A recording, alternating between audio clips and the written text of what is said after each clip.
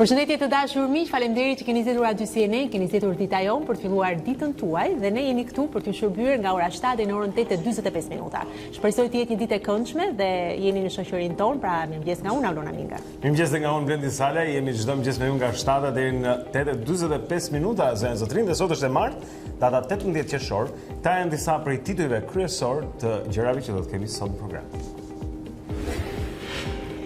E përditja gjermane Bild ka publikuar një letër audiopërgjim në të cilën dëgjohet kryeministri Rama duke folur në telefon me Arben Keshin, i cili sipas Bild është zyrtar në Ministrinë e Brendshme dhe personi ngarkuar me punë për të realizuar blerjen dhe manipulimin e votave. Më tepër informacion në lidhje me këto publikime të reja nga Bild do të kemi në studio gazetarin e A2 CNN Julian Kasapi. Sot Dita Jonë me kolegun e ekonomisë dhe biznesit Angelo Haruni do të flasim për një paket me 3 projekt ligje që synojnë të mbyllin shtigjet e informalitetit, pastrimit parave dhe financimit të terrorizmit. Ato vinë si reflektimi i kërkesave të Manival dhe përfshihen vitin e kaluar kanë përfshirë vendin tonë në listën e vendeve që monitorohen për një vit për të parë se çmasa do të merren, një pjesë e cilave janë dhe këto rregullime specifike. Rritja e bizneseve që kanë të bëjnë me bujqësinë dhe shërbimet e specializuara, si dhe mbyllja e bizneseve si kafenet, do të jenë gjithashtu pjesë e bisedës tonë sot me Angelo. A2CNN.com është adresa e televizionit ton ku përveç programeve mund të ndiqni të gjitha zhvillimet nga vendi dhe bota. Një faqe ku informohemi, por edhe mund të mësojmë dhe argëtohemi, e cila tani vjen edhe me versionin e aplikacionit për celularët. Për të folur më hollësisht për këtë aplikacion të ri dhe çfarë A2CNN.com ofron, ne kemi të ftuar sot në bisedë dhe Adri Myftiu, producent ekzekutiv për jetën këtu në A2CNN. Komedia e Yorgos Theodosiasis Nuk dëgjoj, nuk shikoj, nuk flas, unë gjitë në skenën e teatrit kombëtar eksperimental për të cilë tek publiku jetën e 3 djemve që jetojnë në të njëjtin apartament. Spitha nuk flet, ai punon në një bibliotek, Jovani nuk dëgjon, është kuzhinier i shkëlqyer, ndërsa Theofani nuk sheh, ai punon në një call center. Të 3 janë të dashuruar me të njëjtën vajzë, por asnjëri nuk e di që është e njëjta që ata duan. Aktorët Romir Zalla dhe Ervin Bejleri do na bashkohen për na treguar më shumë mbi shfaqjen dhe si u prit nga publiku. Jam i sigurt do të jetë një bisedë shumë interesante me dy aktorët. Mirë, shumë mirë, pra që shikoni, kemi një program të pasur me tema mjaft interesante, me tema të aktualitetit dhe jo vetëm, kështu që megjithatë kemi dhe komunikimin ton. Patjetër. Në Facebook. Sot ka të bëjmë me informimin, zonë zotrin, ky është një televizion informativ ku ne jemi, natyrisht informacionet janë shumë të rëndësishme për të bazuar gjithçka, mënyrën si ne votojmë, mënyrën si sillemi etj etj. Kështu që është pyetja tani për ju se ku informohen? Në celular, në televizion apo në mënyrë tradicionale të gazetës. Po, është pikërisht kjo për çka ju pyesim, duam të dim opinionin, kanë ardhur mjaft opinione në fakt. Nuk po i zbuloj që tani se për kë janë më tepër Ti si ke ndryshuar, po them, zakonet e tua të informimit mëngjesor? Nuk je më te gazeta. Të them të vërtetën, ti rendite celularin, televizionin dhe gazeta, duhet thënë që gazeta thuajse 80% të rasteve ka humbur të paktën në përdorimin tim të përditshëm fatkeqësisht, sepse sigurisht që shfletoshin gazetat, ajo është një ritual shumë i bukur, ndoshta përpara një kafe në mëngjes, është interesant. Ka disa njerëz që ende bëjmë shkruajnë disa taksistë i kisha hapur mbi timon tani në mëngjes. Është e vërtet. Sidomos ndoshta brezi i thyer që mbase ende nuk ka krijuar një lloj konfidencë me celularët, por që gjithsesi duhet të midis celularit dhe televizionit, ndoshta celulari gjen përdorimin më shpesh. Problemi me këtë është që deri nesër mëngjes do të jetë e njëjta. Nësa lajmet këtu vinë me shpejtësi marramense dhe ndryshojnë gjithkohë, kështu që ti nuk mund bazohesh më te kjo, e ka humbur atë garë, po themi, të shpejtësisë kur vjen tek media. Megjithatë, ne pyesim ju pra se ku informoheni zonë zotrin, është celulari, është televizioni apo janë gazetat apo ndonjë tjetër. Nëse keni tani që kujtova, e kam një përgjigje se ku informohen. Është A2CNN.com. Gjithsesi tani me aplikacionin është je gjithkohës i përditësuar me gjithçka që ndos në vend dhe jo vetëm. Dhe ku informohemi ne këtu në Dita Jonë? Ne informohemi me Erion Dushin këtu në Dita Jonë, zonë zotrin, lidhemi me redaksionin e lajmeve, ja çfarë bëjmë. Dhe pastaj informohemi duke i dhënë linjën atij. Nëse mund të të pyesim ty vetë, me që jemi tek informacionet dhe me ty ka të bëjë kjo. Si shikon ti këtë ndryshimin e vendit ku njerëzit marrin informacion? Ku mendon se është burimi më i besueshëm apo më shpesh i përdorur? Shiko, njerëzit me kalimin e kohës teksa filtrojnë çdo televizion apo mediat në përgjithësi e gjejnë veten diku. Unë do ju them juve që ndryshe nga të tjerët, fatmirësisht unë informohem nga rrjeti më i mirë, nga personat më të përgjegjshëm dhe më të drejtë për drejtë kur vjen puna tek lajmi të medias në Shqipëri. Është ai grupi që kemi në WhatsApp dhe ne aty lajmi na vjen gjithmonë më përpara nga çdo vend tjetër. Mirë, ai pastaj aty janë lajme shumë konfidenciale dhe që kalojnë përpara se të kalojnë madje edhe në aplikacionin tonë. Sepse për grupin e WhatsAppit. Ndoshta televizionistët nuk e dinë, por ne gjithë gazetarët, ku janë grupi i gazetarëve më të përzgjedhur në Shqipëri. Dhe këtë vërtetojnë mjafton të ndjekësh qoftë një ditar apo një A2 sot. Është e vërtetë, është njësoj sikur të ndjekësh edicionin e lajmeve, sepse jemi aty të gjithë në grup dhe çdo lajm përpara se të shkojë në edicionet e lajmeve, hidhet atje dhe gjithsesi është një informim në kohë reale. Gërmoke domethënë. Po normal, sepse është pjesë e punës gjithsesi. Mirë Rion, linja për ty atëherë na informon. Faleminderit. Shqipëria po rrëshqet drejt kaosit total dhe tani po konsiderohet si republike drogës, të ndryshe Kolumbia e Evropës. Me këtë koment, media gjermane Bild ka shoqëruar audio përgjimet e publikuara dje. Bild kritikon prokurorinë shqiptare në shkrimin e saj, kur thotë se Shqipëria është ndërruar në një republikë mafioze, ku klanet kriminale sundojnë jetën politike dhe atë publike.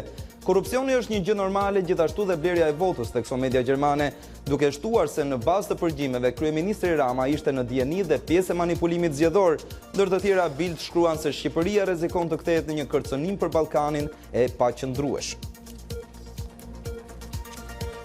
Kryeministri Edi Rama është përfshirë në përgjimet e dosjes 184 që heton shitblerjen e votës në zgjedhjet e Dibrës në një bisedë me Arben Keshin, zyrtar në Ministrinë e Brendshme. Rama dëgjohet në interceptime duke kërkuar informacion nëse është arritur objektivi parashikuar në votime. Në lidhje me këtë fakt, njësoj si më parë, fokusi i reagimit të kryeministrit mbetet dalja e sekretit hetimor dhe nxit organet e drejtësisë për të hetuar deri në fund. Ky është i gjithë një skandal i turpshëm, i gatuar nga shërbëtori i famkeqi Saliut në prokurori dhe një birbo tjetër që doli cullak nga vettingu, të cilët jo vetëm kanë shkelur ligjin për sekretin hetimor, duke i përdorur përgjimet për shantazhe e lojë politike, po s'kan hetuar asgjë. E konfirmoi këtë bisedë dhe do e bëja prap njësoj. Kush ka vesh le të dëgjoj, përfundon Rama, i cili në një letër reagim shkruan se do të denoncoj vetë gazetarin që i ka publikuar këtë audio përgjime. Kryedemokrati Lulzim Basha reagoi në lidhje me audiopërgjimet duke thënë se tani më është më se e qartë që Edi Rama është e keqja më e madhe e këtij vendi. Nuk do të ketë përparim pa dërguar para drejtësisë ata që vodhën votën e shqiptarëve, tha kreu i opozitës.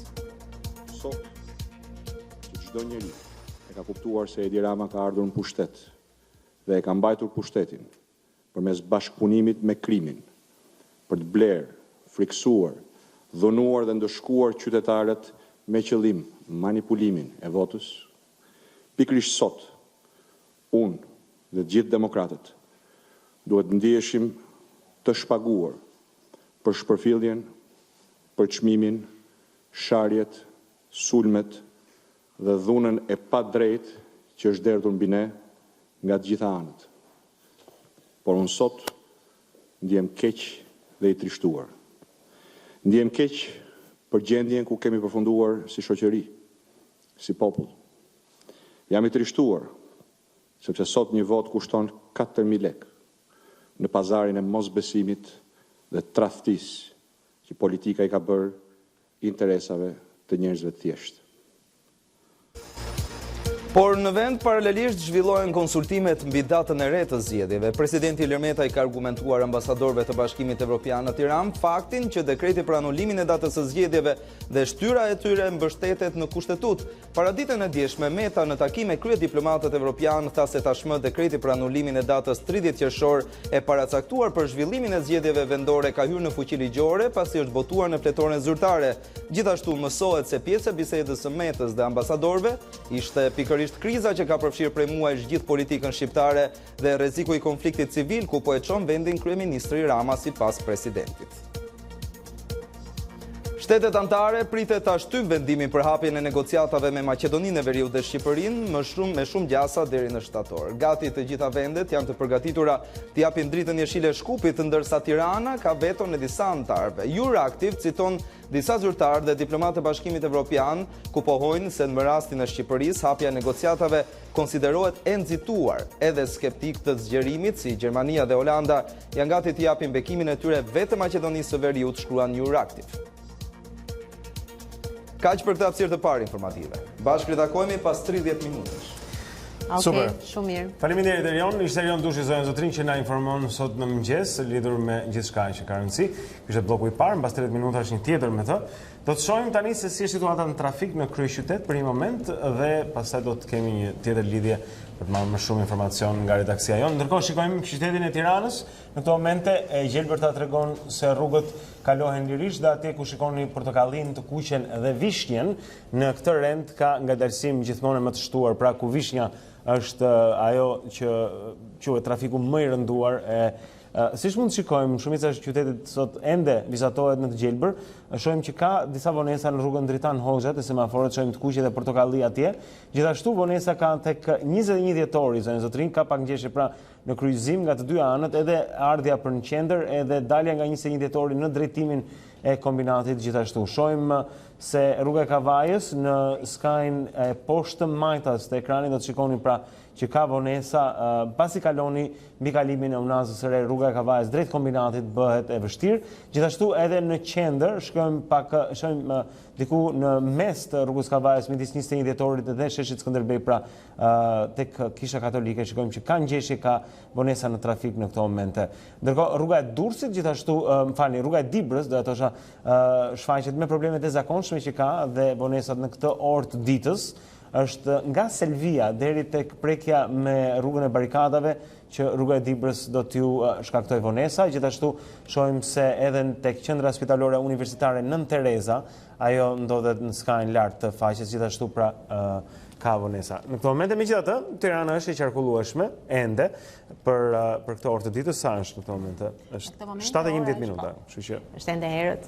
Shikojmë pak më vonë se si do të jetë. Keni për të parë pak më vonë se si do të jetë, ju premtojmë. Mostoni që nuk ju lajmëruam gjithsesi. Beton. Mirë, në rregull, tani lidhemi sërish me sudën e lajmeve. Kemi një tjetër gazetar atje që na pret, është Eral Kodeli, me cilin dua t'i bëj një pyetje që i bëm te Erion, të shpytja që kemi hedhur në Facebookun tonë @cnn.com. Eral, mirëmëngjes në radhë parë. Mirëmëngjes, i blendi dhe Ti si informohesh nëpërmjet celularit, nëpërmjet televizorit apo nëpërmjet gazetës? Si merr informacion? Besoj që në këtë rast pyetja do të ishte për njerëzit, për teleshikuesit, njerëz të tjerë, sepse ne jemi mësuar që jetojmë me lajmin, për ne mënyrat e informimit janë nga më të ndryshmet, burime mbi të gjitha, por mendoj se për njerëzit gara tashmë bëhet ndërmjet televizionit, por mbi të gjitha rrjeteve sociale, madje edhe televizioni ka kaluar shumë në pjesën teknologjike, në live stream. Ne kemi A2 CNN, që është një prej televizioneve avantgard këtu në Shqipëri, përveç se një faqe jashtëzakonisht shumë të mirë online dhe aplikacionit, edhe transmetimet tona janë gjithmonë në live stream, sepse njerëzit gjithmonë më tepër mundohen të informohen ndërkohë që janë në lëvizje, apo ndërkohë që janë në punë, apo kudo, ndoshta edhe në një shëtitje me familjen. Prandaj dhe A2 CNN është munduar që të jetë gjithmonë pranë atyre, gjithmonë me lajmet më të fundit, mbi të gjitha me lajmet më të sakta dhe më të besueshme. Okej, se nuk doja ta ndërprisja këtë prezantim të shkëlqyer, por doja ta kisha dhënë një pyetje. Kisha vënë re përpara që kur vjen puna tek gazetat sportive, njerëzit i mbajnë shumë, ishte çështje e basteve ajo, që shumë gazetat sporti mbaheshin nga çunat, po themi? Jo, absolutisht.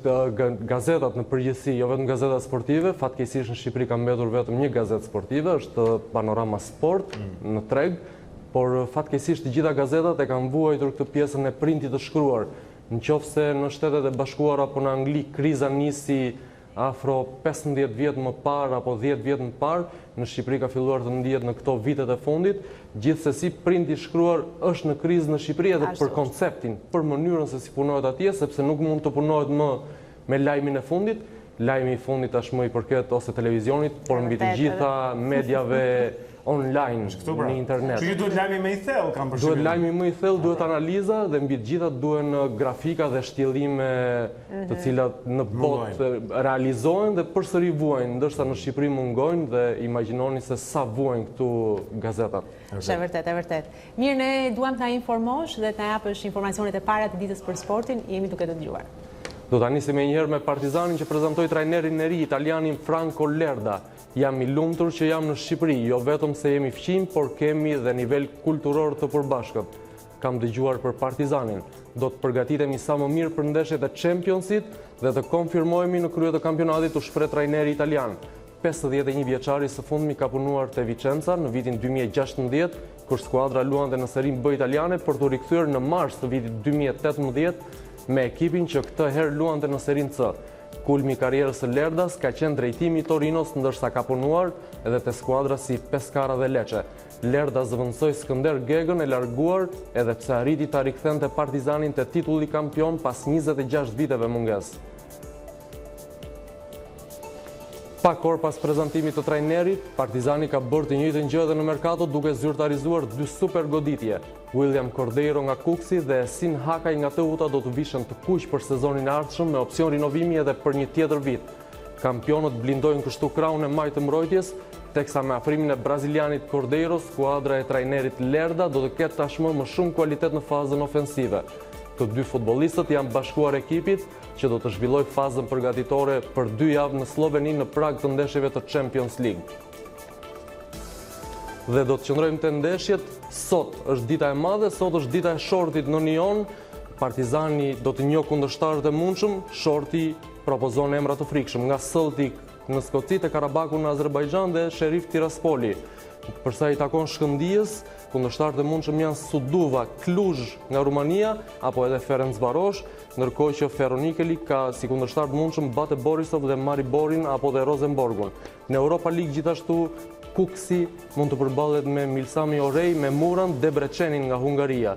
Përsa i takon Teutës, Apollon Limassoli, Kairat Almaty dhe Ventspilsi janë mes kundërshtarëve të mundshëm, ndërkohë që Laçi ka zvendësuar zyrtarisht Skënderbeun në Kupat e Europës, por UEFA do të luajnë kurbinasit në këtë edicion të Europa League. Kundërshtarët e mundshëm janë Hapoel Beersheva, AEK Laranka, Domzhale apo edhe Budućnosti nga Malizi. Do ndryshojmë tani totalisht emën nga futbolli te disa pamje spektakolare, sepse Yoshihide Muroja fitoi garën ajrore të Kazanit në Rusi duke qenë më pranë titullit në kampionatin e vitit 2019 të Red Bull. Ky ishte suksesi i dytë në 2 gara për pilotin japonez, i cili ishte vetëm 185 mitat më i shpejt se rivali i tij Matt Hall nga Australia. Kampioni i botës në fuqi Martin Sonka nga Republika Çeke u pozicionua në vendin e 3 me më tepër se 70 distancë nga kryesuesi. Kur kanë mbetur vetëm 2 gara nga mbyllja e sezonit, Muroja kryeson me 53 pikë më tepër se Sonka, i cili po përgatitet të dorëzoj kurorën e kampionit. Kjo ishte gjithçka për sa i takon kësaj hapësire të parë sportive. Blendi dhe Olona, linja sërish për ju. Faleminderit Erald. Ja ku dëgjuam zërin zotrin bllokun e parë nga Eraldi. Është lidhur me sportin, unë e kisha edhe në celular. Po ndjek në konkorale. Se siç po na thoshte ai që mund ta ndjekësh sot dyshim edhe live. Okej, mirë, shumë mirë. Tani është momenti për të ndjekur një rubrikë të emisionit tonë, është data 18 qershor, të shikojmë se çfarë ka interesante kjo datë në histori, dhe më pas do të jemi këtu për të klikuar në faqet e para të mediave online. Kthehemi. 1815, betejë në Waterloo përfundon me humbjen e Napoleon Bonapartit. Duka i Wellingtonit dhe Gerhard von Blücher detyrojnë Bonapartin të heqë dorë nga froni i Francës për herë të dytë dhe të fundit. 1858, Charles Darwin publikoi teorinë e tij mbi evolucionin. 1872, një gjykata arriti në përfundimin se Susan Anthony, udhëheqëse e lëvizjes për të drejtat e grave për të votuar, ishte fajtore në akuzat se kishte votuar. Ajo u dënua me $100 gjob dhe 30 ditë burgim. 1936, u nda nga jeta Maksim Gorki, shkrimtar rus, i njohur në botë me veprat Zgalemi, Makarcudra, Nëna e të tjerë. 1924, Fanoli shpall një dokument mbi politikat që duhet të ndiqen nga kabineti i tij, por parlamenti ishte shpërndar prej kohësh, zgjedhjet nuk u zhvilluan dhe asnjë hap nuk u ndërmor. Kryeministri i ri Noli qeveriste pa një legjislaturë që të mund të kthente vendin në gjendje normale. Rrjedhimisht, qeveria e re kur nuk u legjitimua, prandaj u ndje e pasigurt që prej fillimit. 1942, lindi në Liverpool Paul McCartney, këngëtar, kompozitor dhe instrumentist anglez. Me John Lennon, George Harrison dhe Ringo Starr, ai fitoi famë në mbarbotën si basisti i grupit rock britanik Beatles, një nga grupet më të njohura dhe më me ndikim në historinë e muzikës pop. 1943, lindi në Bolonjë të Italisë Rafaela Carrà, këngëtare italiane, balerin, prezantuese televizive dhe aktore. Ajo është një figurë popullore në Evropë dhe Amerikën Latine, si rezultati prezantimeve dhe regjistrimeve të saj të shumta të njohura. dhe për shkak të shumë emisioneve të saj televizive. 1953, revolucioni egjiptian I vitit 1952 përfundon me përmbysjen e dinastisë 150 vjeçare të Muhamed Ali dhe shpalljen e Republikës së Egjiptit.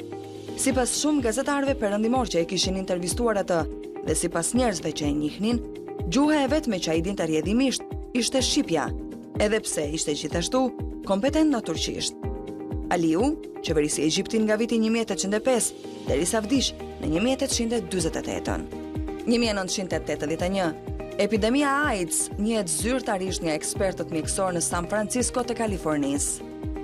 1997, Sirhan Sirhanit I refuzohet lirimi me kusht për të 10ën herë.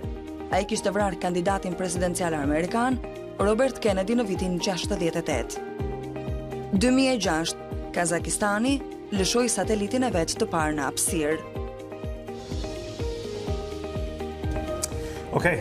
Na, jemi sërish së bashku tani, është momenti të ndjekim edhe çfarë ka interesante në mediat online këtë mëngjes për të parë shtypin e ditës dhe ja u servirim atë duke nisur me mediat online natyrisht dhe është faqja e parë e televizionit ton a2cnn.com për të parë çfarë ka interesante në faqen tonë. Shikoni në qendër të përmendjes janë përgjimet e reja të Bild pra publikohet telefonata e kryeministrit Rama. Rama reagon përsëri për përgjimet, konfirmoi bisedën, do e bëja prap njësoj. Përgjimet e Bild, Pierin Dreu është edhe reagimi I tij të deklaroj votën hapur ose të gjej vend dhe të futet. Pra është ky një përgjim pra që është gjetur pikërisht në bisedën telefonike që ai ka kryer. Mësuesi me drejtorin e Ministrisë së Brendshme, ai personi do 200.000 lekë, ka 4 vota. Përgjimet e Bil Gjiknuri do të nisë ca tipa të jenë aty për çdo rast. Pra janë disa këto prej përgjimeve të shkëputura dhe që janë publikuar mbrëm nga Bild. Por mund të lexoni gjithashtu të tjera audiopërgjimet kur e madhi sot u provua 100% vjedhja dhe manipulimi I zgjedhjeve. Mund të lexoni gjithashtu Bild Shqipëria drejt kaosit total. Por në brendësi të faqes mund të lexojmë dhe Basha tragjike kur mësuesit kthehen nga edukator në hajdut votash. Gazetari Bild, arrestimi Bashës për të devijuar vëmendjen nga përgjimet. Dhe gjithashtu kemi dhe reagimin ekskluziv për A2CNN të ministrit Leshaj, Basha në rrezik, Leshaj I përgjigjet Partisë Demokratike. Këto dhe të tjera mund t'i gjeni, mund të klikuar në faqen online të a2cnn.com, gjithçka që ka të bëj me më të fundit që vjen nga vendi, por natyrisht edhe me programet dhe me edicionet e lajmeve të tëra kronika, gjithçka është e pasqyruar në faqen tonë. Okej. Tani do shkojmë tutje tek Panorama, ose zotrim për të parë disa prej tyre kryesor në këtë gazetë në këto momente. Hapja e negociatave harron Shqipërinë. Çfarë pritet të ndodhë nesër në takimin e ministrave të jashtëm të Bashkimit Evropian? Pra, është titulli I parë atje lidhur me procesin e integrimit të Shqipërisë. Ndërkohë, është tragjike për një kom kur mësuesit bëhen hajdut votash, ka qenë Luzim Basha I cili ka thënë nuk do të ketë asnjë marrëveshje me Ramën. Janë përgjimet e fundit të dosjes 184 që u publikuan tek Gjermania Bild, cilat I kanë dhënë hapësirë për koment pra zotit Basha lidhur me to. Grida Duma, Rama po blen kohë duke u zvarritur deri në 30 qershor është ish deputetja e Partisë Demokratike Grida Duma, e cila thotë se Shqipëria ka nevojë për institucione që nuk janë të kapura, ndërsa shton se reforma në drejtësi po përdoret. Gazetari I Bild paralajmëron të tjera përgjime do publikoj diçka tjetër, thotë Peter Tiede, I cili pra në këtë mënyrë ka paralajmëruar publikimin e të tjera përgjimeve në një lidhje në Skype me Adi Krasën në A-Show. Bashkim Fino do t'jepja dorëheqjen si kryeministër, është çfarë ai ka thënë, pra është ky është aktualisht deputeti I Partisë Socialiste, e thotë se do t'jepte dorëheqjen nga posti I kreut të qeverisë, por kjo është me një nëse, të cilën mund ta gjeni vetëm nëse klikoni tek Panorama dhe ky është misteri që do t'ju tërheq atje brenda, pra se çfarë mendon Bashkim Fino. Përgjimet e Bild, gazetarja dosja fle për të paktën 3 vite. Arta Marku në këtë çështje është me bilancin 0. Ka qenë Klodiana Lala pra që I ka deklaruar këto në mbrëmjen e djeshme. Çfarë po ndodh? Grida Duma paralajmëron drejt diktaturës pa asnjë dyshim. Kryeregjizori drejt një rrugtimi të rrezikshëm. Është deklarata e saj politike pra lidhur me sa po ndodh në vendin tonë dhe e fundit që lexojmë, pjesë e përgjimeve të Bild reagon ish ministri Gjiknuri, nuk kam shkelur ligjin, është ai pra dhe djemtë të tij problematik që janë bërë pjesë e përgjimeve dhe tani më dhe titujve të mediave. Mirë, eci më tej ndërkohë jemi me një tjetër media në këtë mëngjes, jemi tek Mapo dhe titujt kryesor të saj. Nuk ndalet gazetari Bild. Peter Tjede kam të tjera përgjime, shto deklarat e tij. Palushi, përgjimet një histori që shkon për te i Bild. Ndër tjera mund të lexoni. Përgjimet e Bild, mesazhin ndryshe i Bashës, jam i trishtuar. Noka Rofen përballjen me Arben Keshin lëviste me thas me para.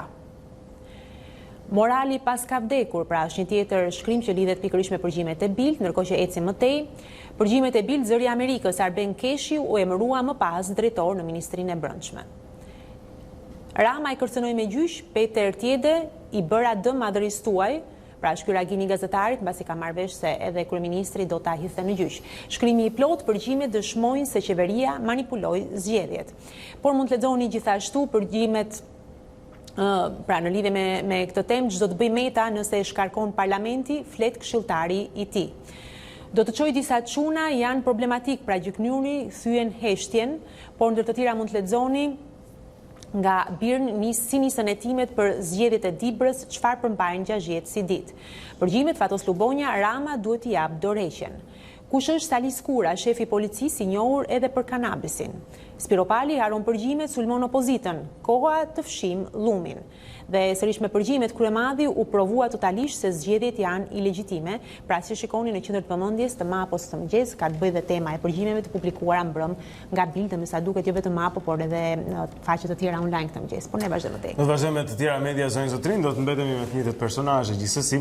Ekskluzive, krerëve të opozitës u hiqen pasaportat diplomatike, ja pushtetarët dhe politikanët, cilëve do të hiqen pasaportat diplomatike nga krerët e partive deri tek familjet e zyrtarëve, pse shpëtuan Berisha dhe Kryemadhi, është titulli kryesor këtu tek shqiptarja.com, ku kemi lëvizur në këto momente. Doli tek përgjimet e Bild, flet gjyknuri, isha drejtues politik, s'kam shkelur ligjin, le të hetoj prokuroria, është thirrja që gjithë politikanët bëjnë në kështu rastesh pra për prokurorin që të hetoj. Ndërkohë, përgjimet ja çfarë ndodhi në Maqellar në shtator të 2016-s, reprezalit e grupit të Flamur Nokës që po kujton këtë histori, pra tani më 3 vjeçare të paktën nga koha kur bëhej fushat në Maqellar. Kthehemi tek një tjetër titull, Rama ripublikon në Twitter përgjimin e Bild, s'ka asgjë për të fshehur, gazetari ndohet padis në gjykatat gjermane.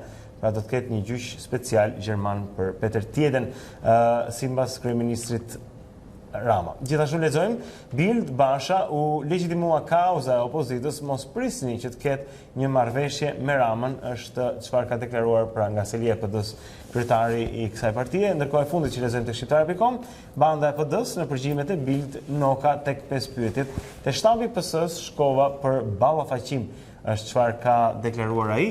Dhe me këto tituj, pra, do të shkojmë në një tjetër media. Eci më tej ndërkohë dhe klikojmë në një tjetër faqe, jemi tek Java News dhe titulli kryesor të saj. Balla, nëse na fton Metës nuk i shkojmë në takim, kuvendin nuk e shpërndan dot. Balla Rofen si shkuan përgjimet tek Bild, familjar të Bashës të përfshirë. Balla për përgjimet e Bild, prokuroria të hetoi dhe të sqarojë publikun. Zëri i Amerikës, Basha ka dhënë shpjegime kontradiktore për $500,000 dhe muzin. Publikoi përgjimet Rama, gazetarin Peter Tjede do ta padis në gjykatën gjermane. Rama flet sërish për përgjimet, skandali gatuar nga shërbëtori famkeq i Saliut. Prokuroria drejt shoqërimit me forcë së Bashës, ke 3 ditë kohë të vish vet. Ndërkohë që mund të lexoni dhe në brendësi dhe opinione që vijnë tek Java News këtë mëngjes nga Merobaze, ushtria që mund t'i hajë kokën i lirë Metës, apo nga Alfred Peza, 30 qershori dhe Meta si komandant i forcave të armatosura. Nga Ben Andoni mund të lexoni përgjimet si kanë përdosur kështu shqiptarët, por nga Carlo Bolino në të njëjtën kohë mund të lexoni dhe opinionin shilderja e votave ja si reagon politika në vendet demokratike. Këto dhe të tjera pra mund të lexoni në faqen online këtë mëngjes të Java News dhe natyrisht mund të klikoni për të informuar. Ne ecim më tej. Shkojmë tuti tani zonjë zotrin, do të shikojmë disa prej titujve tek Reporter.al. I pari është të dëbuar dhe të braktisur, borxhi i shpronësimeve ka vlerën e 50.2 milion eurove. Prej më shumë se një dekade, qeveria shqiptare ka akumuluar një borxh prej 6 miliard lekësh ndaj qindra familjeve, prona ose tokat e cilave është shpronësuar për të hapur rrugë projekteve për punë publike. Pra, 50 milion euro borxhi i qeverisë ndaj këtyre pronarëve. Ndërkohë lexojmë gjyqtarja Klodiana Veizi përballet me pyetje për pasurinë përpara KPK-s, pra është çështje e vettingut edhe kjo. Lexojmë tutje, skeda e pasurisë së deklaruar, Manjola Kajana, kandidate për në SPAK. Mund ta lexoni tek reporter.al pra skedën e saj të pasurisë dhe gjithashtu të Gurali Brahimllarit, i cili është nga gjykata e apelit të krimeve të rënda. Këto janë titujt që lexojmë tek reporter.al sot në mëngjes, ne shkojmë tutje. Eci më tej ndërkohë dhe jemi tek Monitor dhe tek analizat e ekonomisë, ku ndër të tjera mund të lexojmë bie me 11% numri bizneseve nga Kosova në Shqipëri më 2018. Një tjetër lajm që vjen tek Monitor, Mali Zi dhe Shqipëria më të shtrenjtat e rajonit për të drekuar jashtë. Eci më tej, bllokimi për një javë i aksit Tiranë-Durrës krijon 7 milion euro humbje ja rrugët më me leverdi ekonomike. Alpetroli licencë për furnizimin e gazit, ere nis procedurën. Eksportet bien 3.6% për 5 mujorin. Mund të lexojmë gjithashtu 6.6 e familjeve shqiptare pra kishin vetëm një antar më 2018-ën. Rritja e jetëgjatësisë, pra dhe migracioni janë shkaqet. Por ndër të tjera mund të lexojmë nga të fundit nga vendi tatimet si rregullohet TVSH-ja kreditore për inputet dhe makineritë bujqësore. Bashkimi Evropian zgjedh një konsorcium të udhëhequr nga Shtetet e Bashkuara të Amerikës për të mbështetur projektet e infrastrukturës në Shqipëri. Inspektoriati Shtetëror i Mbikëqyrjes së Tregut, kujdes me produktet pa standard në treg, janë një shembull që po ndalohet të shitet. Pra janë disa nga shkrimet që vijnë, po ndërkohë keni edhe të tjera analiza. Banka Botërore, gati gjysma e ekonomisë shqiptare është informale. Ishin deklarimet e biznesit në zyrën e punës, por detyrohen të punsojnë persona me aftësi të kufizuar dhe e fundit që lexojmë nga Monitor, kredit me probleme rriten sërish në prill, shtohen 30 milion euro në 4 muaj. Pra, ja ka diçka që ka të bëjë me ekonominë, shumë mirë mund të klikoni tek Monitor dhe të informoheni. Po ne ecim më tej. Shumë mirë, do shkojmë tek koha.net, zonën disa prej titujve që vinë tani janë nga Kosova. Amnistia për krimet e luftës do ta zhbënte gjykatën speciale, është titulli i parë që lexojmë sot mëngjes tek koha.net. Ndërkohë, pacifistët të dhunshëm mes vedit është një tjetër titull, mund të shikoni një karrige që ka fluturuar në ajër mbi kokat e këtyre të rinjve në atë foto. Institucionet financojnë organizata jo qeveritare nga 2 herë për të njëjtin aktivitet, ja një mënyrë për të vjedhur para që ekspozohet sot tek koha.net. SBA-ja ka hequr dorë nga përgjegjësia për marrëveshjen Kosovë-Serbi, thot server në lajmin që lexojmë aty. Gjithashtu Kosova s'ka dilema për takimin në Paris, pra bëhet fjalë për summitin e dytë midis zonjës Merkel, Macron dhe Serbisë e Kosovës. Gjithashtu lexojmë, dyshohet që me rregulloren e re tentohet të eliminohen kandidatët të caktuar për garën për kryeprokurorin special në Kosovë dhe Mejdani. Një ditë vetë Bashkimi Evropian do të kërkojë një shtet shqiptar. Është intervistë pra që ish presidenti i Republikës ka dhënë dhe që pasqyrohet në median kosovare. Okej. Mirë, është momenti tani të kalojmë tek CNN dhe tek lajmet që vijnë nga bota, apo jo, ja ku e kemi? Po, shumë shpejt me CNN-in tani në mëngjes, zonja Zotrin, ja ku shikojmë se si autoriteti i presidentit Xi është dëmtuar, çfarë CNN-i kanë në titullin kryesor atje. Bëhet fjalë për protestën masive në Hong Kong dhe se si ajo i prish planet e Kinës lidhur me Tajvanin dhe Shtetet e Bashkuara të Amerikës, pra duke i hedhur ato në një kaos, shkruan CNN sot në mëngjes, ndërkohë që Shtetet e Bashkuara të Amerikës kanë vendosur të dërgojnë edhe 1.000 trupa të tjera në lindjen e mesme, duke fajsuar për këtë sjelljen armiqësore të Iranit. Gjithashtu lexojmë ata donin një djalë kaq shumë sa që bën që vajza e tyre të jetonte si një djalë. Pra është një histori interesante në faqen e CNN-it mbi një vajzë të detyruar që të sillet si djalë për shkak të dëshirës së prindërve të saj. Gjithashtu nga bota tek CNN, magjistari i cili po mundohej që të bënte një truk të ngjashëm me ato të Hudinit, rrezikohet që të ketë humbur jetën pra gjatë kësaj ndërmarrjeje. Gjithashtu në faqen e CNN-it do të lexoni në krahun e djathtë lart dhe zotrinë shumë interesante një foto e qenëve të slitës, të cilët janë në Groenlandën veri perëndimore dhe duke ecur mbi ujë praktikisht. Nëse klikojmë mbi atë foto do të shikoni se shkrirja e akujve në Groenland për shkak të mund të klikojmë mbi atë foto të ngrohjes globale bën që qenë të ecin mbi akull i cili ka shkrirë në sipërfaqen e vet, e duket sikur janë duke ecur mbi ujë, një pamje surreale në fakt. Me siguri po e shijojnë shumë edhe Po jam i sigurt. Po mirë do të ishte të kishin akull i ngrirë, jo i shkrirë në atë formë. Gjithsesi. Mirë, shumë, okay.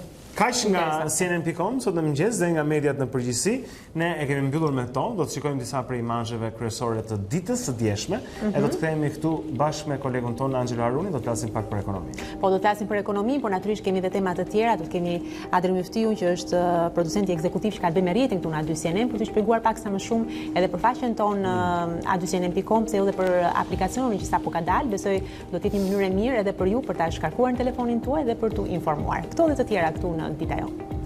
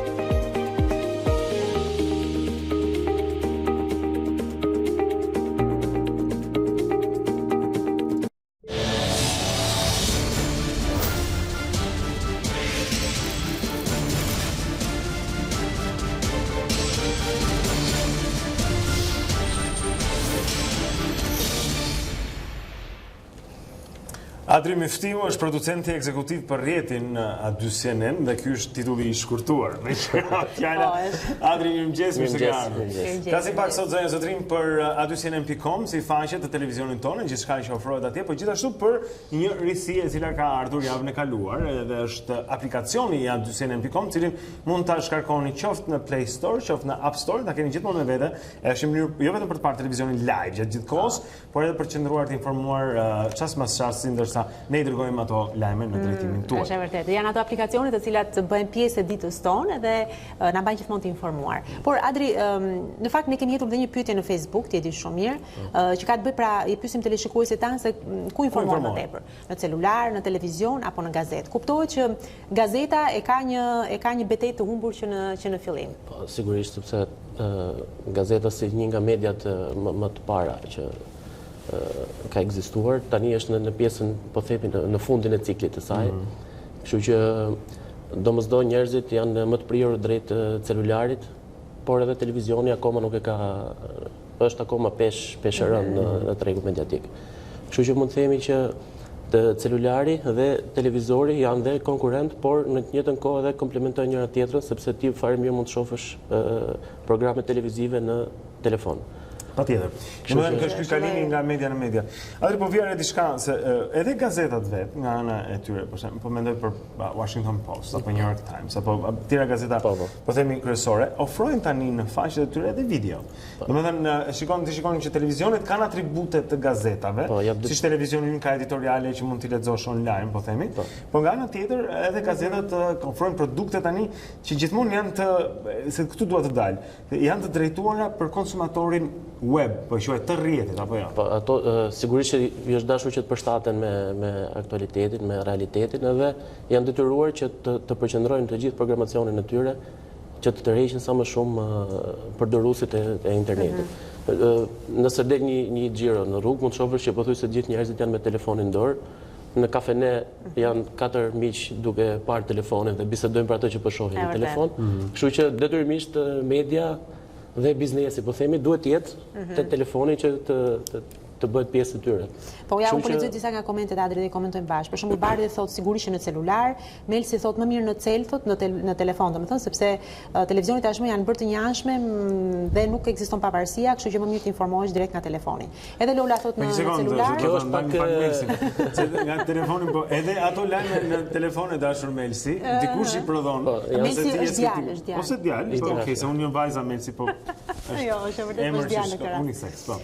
Që është pak duhet të dish se kush e prodhon lajmin, është vërtet që në Shqipëri ajo që quhet media literacy, pra të njohësh median, dish se kush e prodhon lajmin, është e ulët, si thua, si njohuri, por që e nevojshme. Interneti, mund të themi, ose rrjetet sociale kanë heq pak atë censurën që mund të kishte media tradicionale, sepse gjithkush mund të shkruajë diçka në rrjetet sociale dhe momentalisht bëhet me njëherë, domethënë virale dhe lexohet nga ndjekësit. Dhe nëse është në një lajm i gatuar vetë, për shembull i bërë kështu siç e do me porosi, pastaj atë bëhet shumë virale, por të pas kujdes me fake news. Kështu që pikërisht, domethënë kjo është interneti dhe telefoni nuk është media, po është përcjellësi i medias. Kështu që duhet dish edhe në internet se çfarë po lexon dhe ku po lexon. Dhe sot bëhet më e rëndësishme se kur tash po flasim pak për gazarin kështu si po është realisht shumë e nevojshme që unë jo vetëm që aplikoj për veten time, por rekomandoj përgjithësisht që ti duhet dish se nga po i merr lajmet. Sot është aq kollaj të gënjehesh online nga lloj-lloj, po themi gazarie e bërë kështu shkelë shko. Ka njerëz që quhet gazari me pijama, sepse ti nuk del fare nga shtëpia. Ti mund ta bësh futesh kompjuterin, mbledh lajme nga interneti, i paraqet në portalin tënd dhe u bërë gazetar pa dalë nga shtëpia. Dhe kjo është pjesa më e rrezikshme, domethënë që njerëzit nuk e kuptojnë sepse shohin atë titullin bombastik në pjesën më të madhe të rasteve dhe priren ta klikojnë, ta lexojnë dhe ta marrin si të mëlqen. Ky është edhe rreziku që ka interneti. Megjithatë, media tradicionale, nëse përshtaten me rrjetet sociale, siç edhe kanë bërë, atëherë do dinë që të ofrojnë produktin e tyre serioz dhe të verifikuar tek lexuesit edhe ta fitojnë këtë betejë me lajmet e rreme dhe Le të ngeli pak sa tek aplikacioni, tek faqja, jo vetëm aplikacioni, tek faqja jonë e internetit adycjenen.com. Çfarë ka të veçantë? Ti ke eksperiencë dhe ke punuar në këtë fushë dhe di shumë mirë se çfarë kërkon tregu dhe sa e vështirë është që të hysh me lajme apo jo dhe edhe të jesh i vërtet i besueshëm, por edhe të qëndrosh apo jo. Dhe do doja nëse na ndihmojnë dot kolegët që të shkonim tek faqja e televizionit tonë, siç është tani në këtë moment, për një vizitë atje, ndërkohë që flasim. Adri, sa e vështirë ka qenë? Sigurisht që ne si televizion i ri ishte goxha e vështirë që të hyje në treg dhe njëkohësisht dhe webi ishte po aq i vështirë sikurse dhe televizioni. Megjithatë ne jemi përpjekur që lajmet t'i trajtojmë sa më mirë, sa më pastër, të jenë sa më të verifikueshme dhe në mënyrë të tillë që njerëzit të krijojnë atë besueshmërinë që kjo është një media e re që ka hyrë në treg, por ama lajmet të cilat ofrojnë janë të besueshme dhe të verifikuara. Dhe shumë e rëndësishme që ti edhe në një lajm, po themi nga bota, sado periferik që mund duket, ta kesh të verifikuar dhe të citosh burimin ku e ke marrë.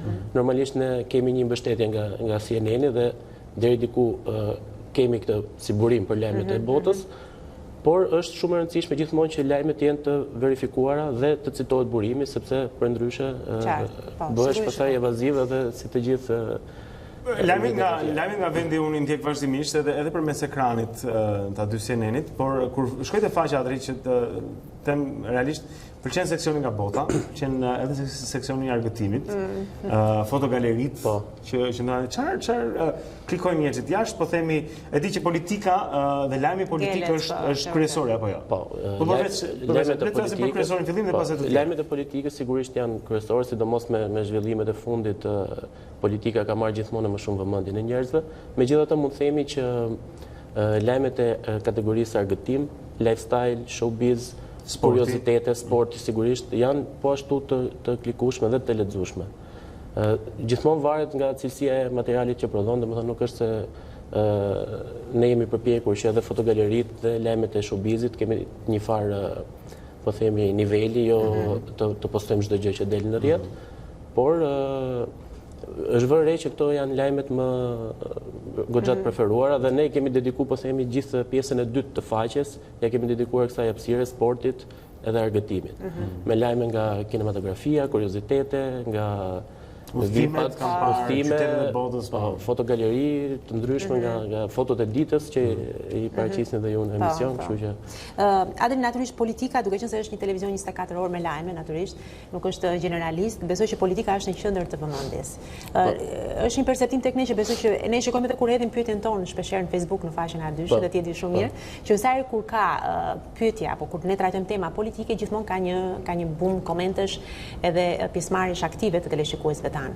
Vihet re kjo edhe në klikimet që bëhet në faqe, në lajmet që dalin? Po, vihet re, sidomos për faktin sepse politika zë goxha pesh në jetën e njerëzve në ditët e sotme, sidomos dhe në Shqipëri, dhe lajmet e politikës janë goxha dhe mund të klikueshme dhe mund të verifikohet lehtë sepse ne kemi një kategori lajmet më të lexuara në web dhe pothuajse kur ka lajme të rëndësishme politike, ato dalin menjëherë tek lajmet më të lexuara. Për shembull tani cili është lajmi më i lexuar për momentin? Sigurisht që është përgjimet e Bildit edhe sidomos lajmi ku është pjesa e telefonata e kryeministrit. Kjo është lajmi. Sepse janë disa lajme, po janë disa dhe ne i kemi ndarë për të mos lënë në një dhe ai ishte më i lexuari dhe direkt lajmi i dytë më i lexuar është reagimi i kryeministrit në lidhje me. Më pëlqen ta vizitoj faqen, ta lundroj në thonjë atë. Pse duhet aplikacioni? Pse duhet sot të bërë me aplikacion? Po ndërkohë që faqja edhe po them edhe nga celulari duket mjaft mirë. Versioni mobile në fakt i faqes është goxha i mirë dhe praktik, por aplikacioni në radh parë jep një pavarësi nga rrjetet sociale, sepse je ti drejt për drejt me lexuesin dhe ndjekësin tënd, i cili e ka shkarkuar atë dhe është më i prirur të lexojë. Pra nuk ke ndikimet e ndërsa në rrjetet sociale, nëse lexuesi futet në Facebook, nuk është e thënë që do t'i dalin vetëm lajmet e tua, do të dalin edhe lajme të tjera. Dhe aplikacioni krijon këtë pavarësi, ndërkohë që t'jep dhe mundësinë që ti ta informosh në kohë reale lexuesin nëpërmjet njoftimeve që i vinë në telefon. Ne jemi përpjekur të mos jemi shumë të bezdisshëm, po themi, nuk është të dërgojmë shumë njoftime në ditë, përveç ditës djeshme që ka qenë goxha e ngarkuar edhe e kemi rritur numrin, por në përgjithësi dërgojmë 2-3, maksimumi 4 njoftime për lajmet që janë vërtet rëndësishme dhe që ja vlen që të tërheqësh vëmendjen e dikujt pa u bërë i bezdisshëm. Shikoj këtu për shembull që është më ekollajt për shembull që të gjesh emisionet në aplikacion. Ju nuk mund ta shikoni për momentin këtë, por shoh për shembull Dita Jonë edhe pastaj ti ke një listë të gjithë videove të gjithë programeve të secilit për ne. Është kategoria e emisioneve, pastaj janë kategoritë e lajmeve që janë njerëzit mund të zgjedhin se çfarë do të shikojnë. Është një buton i veçantë, po themi që ruan lajmet të cilat ti nuk ke kohë ti lexosh për momentin dhe mund t'i rikthesh më vonë, dhe ato nuk të humbin, po. Dhe është edhe një pjesë shumë e rëndësishme që është pjesa e raportimit në të cilën njerëzit mund të na dërgojnë foto, lajme, video nëpërmjet WhatsAppit, Facebookut, mesazheve të thjeshta, çfarëdo lloj dhe duhet të them është edhe pjesa e po themi settings që i lejon njerëzit që të zgjedhin se çfarë lajmesh duan të marrin me njoftime, lajmet e fundit, kategorinë argëtim, politik, sport dhe ne mund zgjedhin një kategori caktuar dhe ne atëherë ai person do t'i marrë gjithë lajmet e sportit, po themi që ne kemi, ose lajmet e politikës që ne kemi në faqe. Pra bëni lloj përzgjedhje. Pra është vetë lexuesi që zgjedh se sa njoftimesh, sa njoftime do të marrë domethënë. Bën edicionin tënd. Gjithmonë brenda aplikacionit të A2-s. Ma do që ashtu si dhe gazetarët, edhe ju telefoni nuk e fikni asnjëherë. Jo. Edhe natën apo? Edhe natën, sepse ndodh që ka ndodhur të paktën në të kaluarin që në 2 natës ka një njoftim i rëndësishëm për një lajm nga bota dhe është dashur që tjetër. Për gjithë lexuesit tanë në 3 të mëngjesit. Po, për gjithë. Faktikisht është një dilemë sepse shumë besojnë që nuk ka lexues, por është e vërtetë që ka, sepse ka shumë shqiptarë që jetojnë jashtë. Giovanoti bëri një këngë për Gjente Delanote e para, por e dyta do të thosha këtë që shqiptarët që jetojnë në SBA janë shumë prirur për faktin e ndryshimit të orës, edhe ata normalisht kur futen për të lexuar lajme nga Shqipëria, këtu është natë. Ora 2 mëngjesit është mbrëmjes atje, kështu që duhet t'i mbajmë të informuar dhe ata se. Shumë mirë. Ashtë Miftiu, zonja Zotrin, është njëri ndër producentët ekzekutiv për rrjetin këtu në A2 CNN dhe përgjegjës natyrisht bashkë me çunat e tjerë për faqen dhe aplikacionin tani që është një punë mjaft e mirë, unë kam të vazhdimisht Adri. Më pëlqen se si duket, cilësia, stofi, po them, i përmbajtjes që zgjidhet atje dhe kjo është një kompliment për ju. Faleminderit shumë. Vërtet, komplimentet e çunave. Mirë, shumë mirë. Tani është momenti të vazhdojmë duke t'ju informojmë, është bloku i dytë i informacioneve tona. Lidhemi sërish me Erion Dushin atje në studion e lajmeve na pret, po ja ku e kemi Erionin dhe presim Erion të tjera informacione. Patjetër, me njëherë. Damian Gjiknuri, deputeti i Vlorës, del gjithashtu në përgjimet e dosjes 184 në Dibër. Aso kohë ministër, Gjiknuri interceptohet duke komunikuar me Arben Keshin dhe njofton se do të niste përforcime me disa çuna problematik, sikurse e quan ai, por që nuk duhet të bie në sy. Vëmendja e Dibrës duket se e ka kushtuar edhe ish deputeti Pierin Ndreu, aktualisht kandidat për kryetar bashkie në Lezhë. Përmes ultimatumit, Ndreu kërkon që drejtori i shkollës Reshat Lezaj të deklarojë hapur votën për Partinë Socialiste ose të gjejë vend ku të futet. Edhe bashkëshorti i ministres së mbrojtjes Olta Gjaçka, Artan Gaçi, përfshihet në dosjen 184 në publikimin e Bild, ai përcjell Arben Keshit superlativat e shefit Edi Ramës për punën që ka kryer Keshi në Dibër. Drejtuesja e prokurorisë së krimeve të rënda Donika Prela njoftoi dje nisjen e hetimeve të reja për nxjerrjet e sekretit hetimor lidhur me përgjimet e publikuara nga Bild. Në njoftimin për media, Prela bën me dije se po merret verifikimi me shpejtësi të gjitha akteve hetimore dhe të CD-ve që përgjimeve me qëllim verifikimin e autenticitetit të audiove të publikuara, ndërsa thekson se publikimi i përgjimeve është bërë në shkelje flagrante me ligjin. Prokuroria dorëzoi në polici kërkesën për shoqërim të detyrueshëm të Lulzim Bashës më datën 20 qershor, pasi nuk u paraqit dje sikurse ju kërkua, por sekretari i përgjithshëm i PD Gazmend Bardhi akuzoi drejtuesen e prokurorisë së Tiranës Elisabeta Imeraj se po vepron me urdhër politik të kryeministrit Rama për të zhvendosur vëmendjen nga përgjimet e Bild. Partia Demokratike paralajmëron prokurorin Imeraj dhe shefin e saj Edi Rama se ky skenar kriminal do të dështojë dhe ata do t'jem përgjegjës, direkt, personalisht, për këtë veprim kriminal të paprecedent, të shkeljes së ligjit dhe provokimit ndaj opozitës. Vjoj me të tjera zhvillime, majoranca depozitoi pra konvendit kërkesën për shkarkimin e presidentit të Republikës Ilir Meta, shoqëruar me 55 firma të deputetëve të ndryshëm. Kreu i grupit parlamentar socialista Uran Balla tha se duke anuluar zgjedhjet e 30 qershorit, presidenti Meta ka shkelur rënd parimin kushtetues të sovranitetit të popullit. Vlerësojmë se këto përbëjnë shkelje shumë të rëndë të kushtetutës dhe ligjeve të kryera nga presidenti i Republikës, e në këtë mënyrë plotësohen kushtet e parashikuara nga aneni 90.2 e kushtetutës. Ndaj, përfundimisht kërkojmë nisjen e procedurave për shkarkimin e presidentit të Republikës.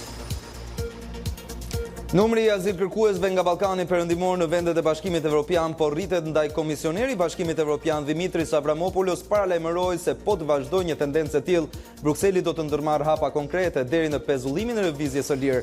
Ai u bëri thirrje shteteve të prekura që të respektojnë rregullat për të cilat është rënë dakord. Sipas të dhënave të zyrës së Bashkimit Evropian për azilin, numri i hyrjeve pa viza të azil kërkuesve nga Shqipëria këtë vit u rrit me 30% krahasuar me të njëjtën periudhë të vitit të kaluar. Ishte gjithçka që kishim përgatitur. Nga unë Erion Dushi, ditën e mirë. Shumë faleminderit Erion, ja ku e morëm vesh edhe informacionin e fundit zonja Zotrin, siç Erioni na bën në çdo blog kur e takojmë këtu.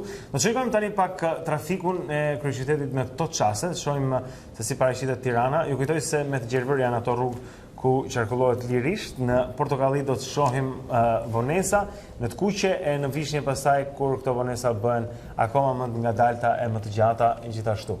Shohim pra Tiranën në këto momente, rrethrotullimi i shqiponjës është në anën e majt, lartas në ekran, mund të dalloni atje që ka ngjyrën vishnje në dalje të Tiranës, pra ka vonesë, ndërsa i afroni rrethotullimit mbetet me të vërtetë i vështirë, ndërsa makinat vinë vërdall në një kaos në këtë rrethotullim. Gjithashtu shikojmë vonesa në rrugën Teodor Keko, tek semafori në qendër ku është edhe ktheca Majtës për Nys Berish, pra dalja nga Tirana përmes Unazës së Re mund të shkaktoj ca vonesa për shkak të këtyre ndalesave pra në qendër të këtij segmenti dhe tek Shqiponja. Gjithashtu shikojmë rrugën Dritan Hoxha, e cila paraqitet më mirë se sa Unaza e Re në këto momente.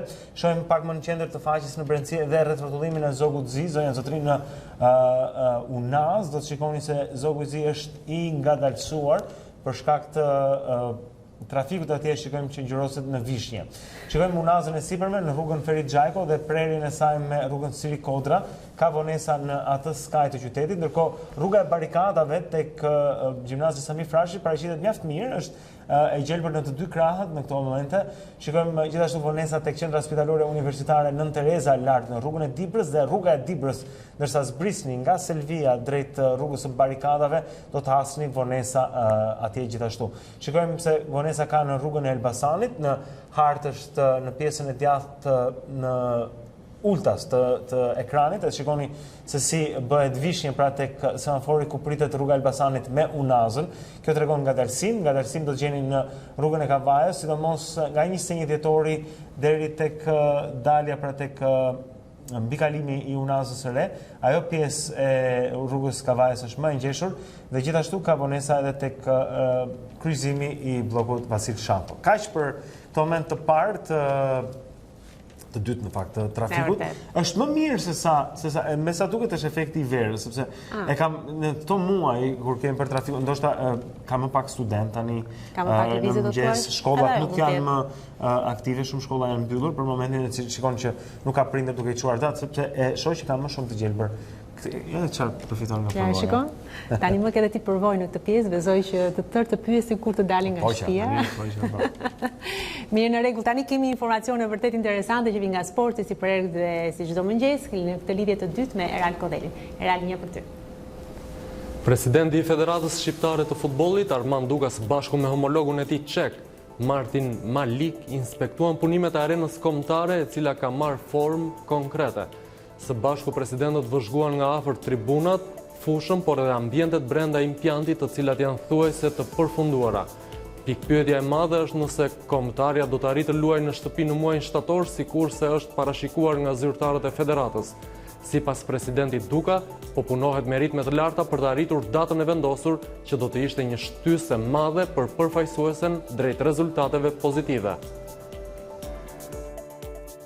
Shumë kush është gjysmë plot dhe gjysmë bosh për sa i përket termave kohor për shtatorin. Ne kemi vërë objektiv kompanisë që duhem të luajmë shtator dhe vërtet e kemi shumë domosdoshme të luajmë në shtator në këtë stadium, jo vetëm sepse duhem ta shijojmë stadiumin e ri, duhet kemi kushte më të mira për spektatorët, por besojmë se mund të arrijmë më shumë rezultat në praninë e më shumë spektatorëve dhe me një atmosferë akoma më të mirë. Kështu do bëjmë gjitha përpjekjet dhe kompania gjithashtu po bën gjitha përpjekjet. Presidenti i Republikës Ilir Meta i ka dorëzuar flamurin kuqezi sportistëve shqiptar që do të marrin pjesë në lojrat europiane të Bielorusisë. 12 sportistë nga vendi do të garojnë në disiplina të ndryshme në eventin madhor që do të zhvillojë edicionin e dytë, këtë herë në kryeqytetin bielorus. Shqipëria do të garojë në boks, ciklizëm, judo, hark, qitje dhe mundje, ndërsa aktiviteti nis më 21 qershor dhe përfundon në datën 30. Në fjalën e tij, presidenti Meta i uroi sportistëve suksese dhe ngritjen sa më lart të flamurit shqiptar. Si veçantë për mua që t'ju dorëzoj sot flamurin me bindjen që ju do të bëni më të mirën për ta ngritur atë sa më lart në këto lojra mjaft të rëndësishme dhe për të na bërë që të ndihemi gjithë krenar për punën tuaj, për talentin tuaj, për shpirtin tuaj të garës dhe për këtë him, pasi ky është flamuri që bashkon gjithë shqiptarët kudo në botë dhe sporti ka treguar që ka ditur momente të rëndësishme të ngrej lart ndjenjen kombëtare përmes sukseseve, përmes arritjeve, të cilat nuk na kanë munguar dhe të cilat mezi po i presim edhe tani në Bielorusi. Ishte gjithçka për sa i takon kësaj hapësire të dy sportive, Blendi dhe Ulona, linja sërish për ju. Faleminderit. Faleminderit Eral Kodeli, zonja Zotrin që na informon mbi sportin këtu në Dita Jonë na 49. Ne kemi të prerë shumë të shkurtër publicitare, në anën tjetër do të merrem pak me rrjetet sociale, të shikojmë se ç'është postuar. Dhe ka qenë një ditë, le ta themi, e ngjeshur me lajme. Çfarë kishim lajme dje? Dolën përgjimet. Mjafton sikur mjaft me përgjimet. Personazhet që janë brenda atyre. Procesin për shkarkimin e Metës. Po, është vërtet. Ndërkohë, pati ca lajme, ca raportime sikur Jeta e Bashës rrezikohej, e thirrën prokurori. Thirrja prokurori, po pra ka shumë element. Le të themi sociale do. Politika për momentin është ajo që po sjell vërtet shumë informacione këtë kohë të fundit edhe ne nuk dimë se çfarë të raportojmë më parë, por që gjithsesi duke hedhur një vështrim te kreditet sociale, siç bëjmë për herë me Erionin, mund të kuptojmë shumë gjëra. Kështu që mbas publicitetit do të jemi këtu në Dita Jonë.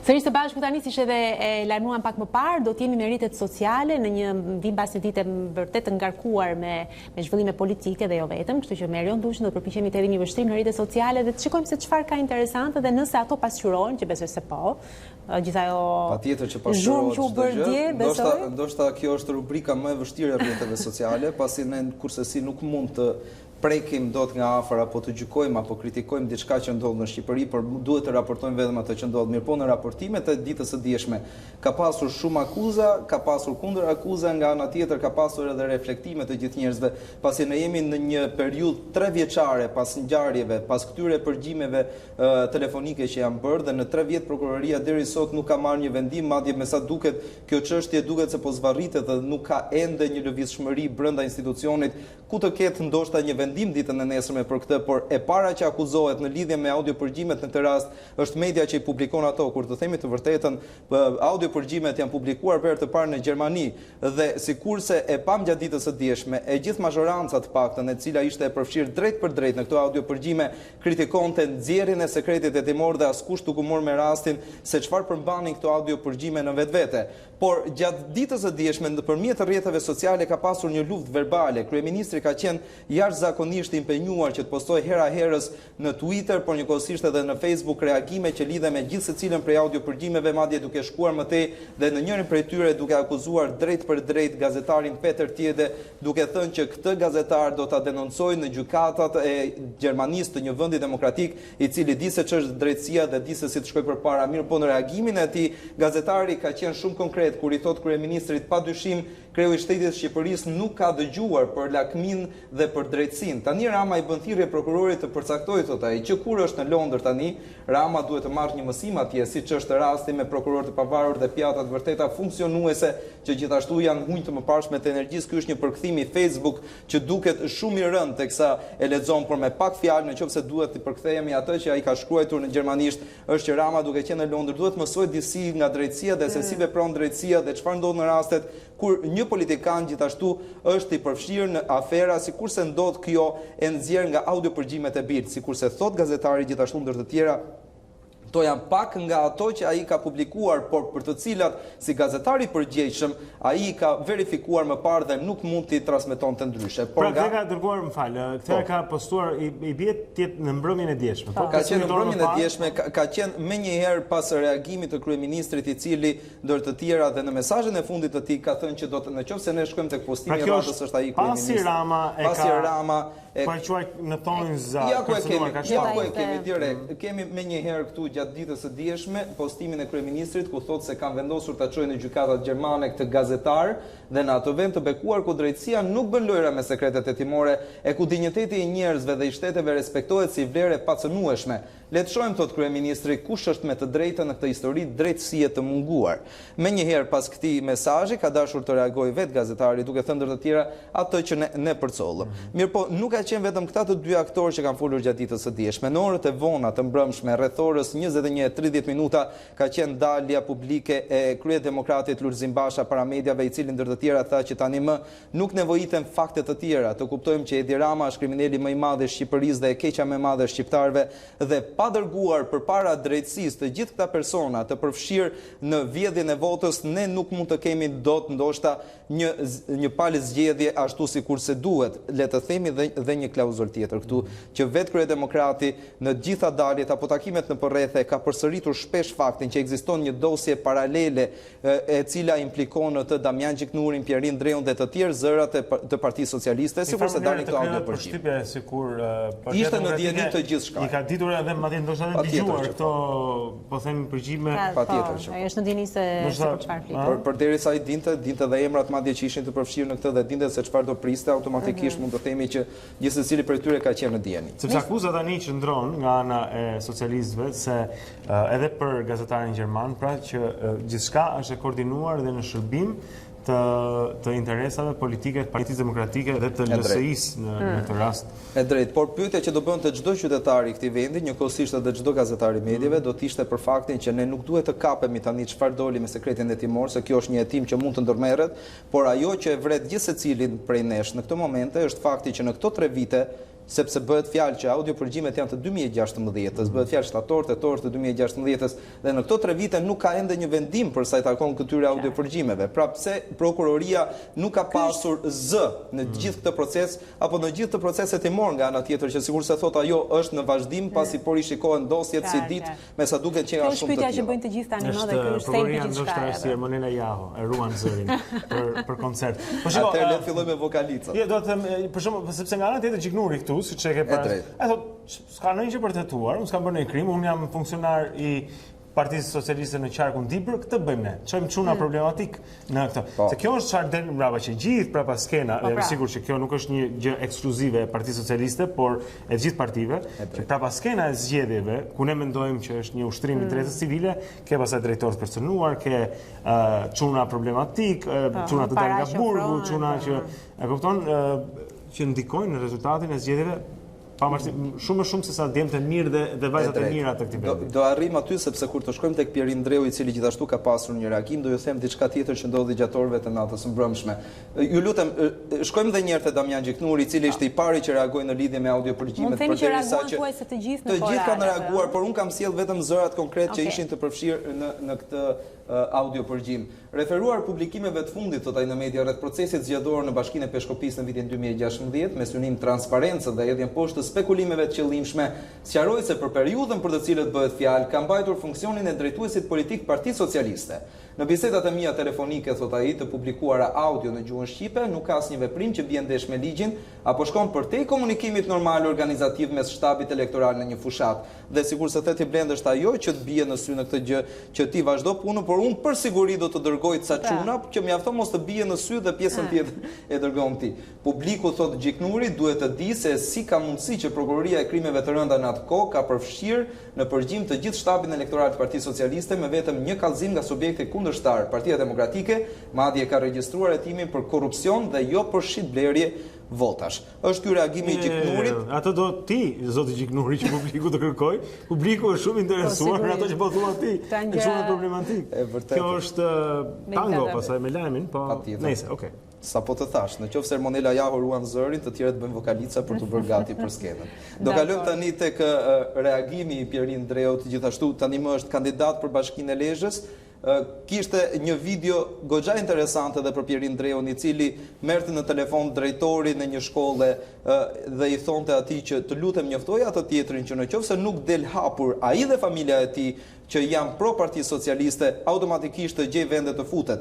Gjatë orëve të mbrëmjes së dieshme, i telefonuar nga një gazetar tjetër në Shqipëri, zoti Ndreu tha ndër të tjera që unë, duke qenë si i deleguar i Partisë Socialiste në qarkun e Dibrës, kisha gjithë të drejtën të merrja në telefon dhe të kërkoja që votën ta shprehin hapur të gjithë antarët e kësaj Partie Socialiste, duke harruar këtu që çdo njeri ka të drejtën që votën e tij mos ta tregojë sepse është sekrete, është e mëvetshme nuk mund të jetë publike. Fevziri tha që nuk mund t'ia kërkosh këtë një qytetari, Nuk mund t'ia kërkosh një qytetar. Peri Ndreu i përgjigj, ai nuk është një qytetar, tha. Por është një antar i Partisë Socialiste dhe ndalemi akoma te Feziu kur i thot si mund të jetë një drejtor shkolle edhe aderues në një parti politike e cila me sa duket duhet merret edhe me procesin e votimeve, çfarë edhe kjo shkon kundra ligjit, por për të cilën dje nuk pati një përgjigje sepse aty gjërat u bën më shumë zhurmë se sa zbardhi. Sa ramuzgu.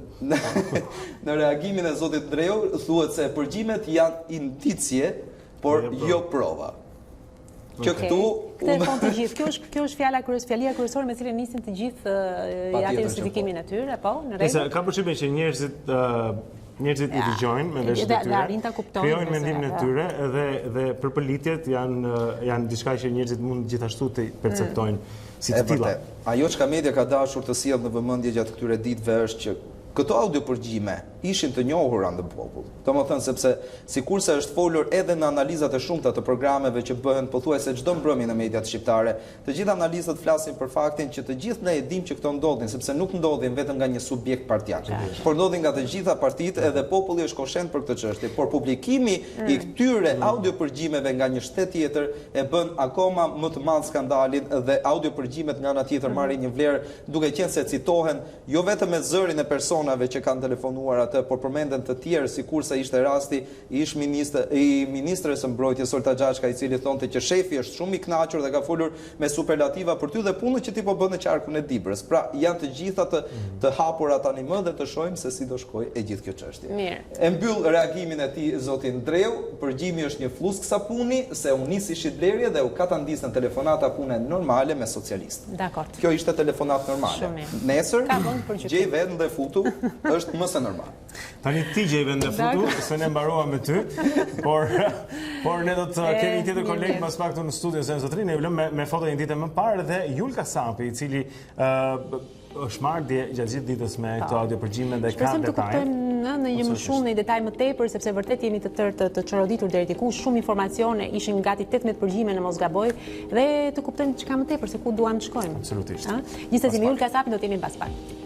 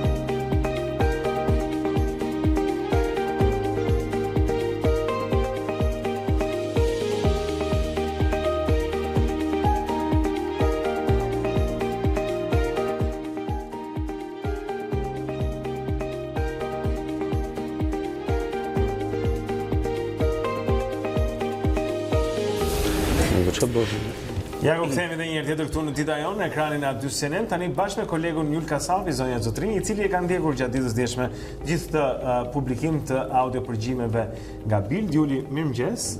Po mendonim që të shikonim kronikën e përgatitur nga Juli para se të hymë në këtë bisedë, kjo do të na ndihmoj pak për kontekst. E ndjek.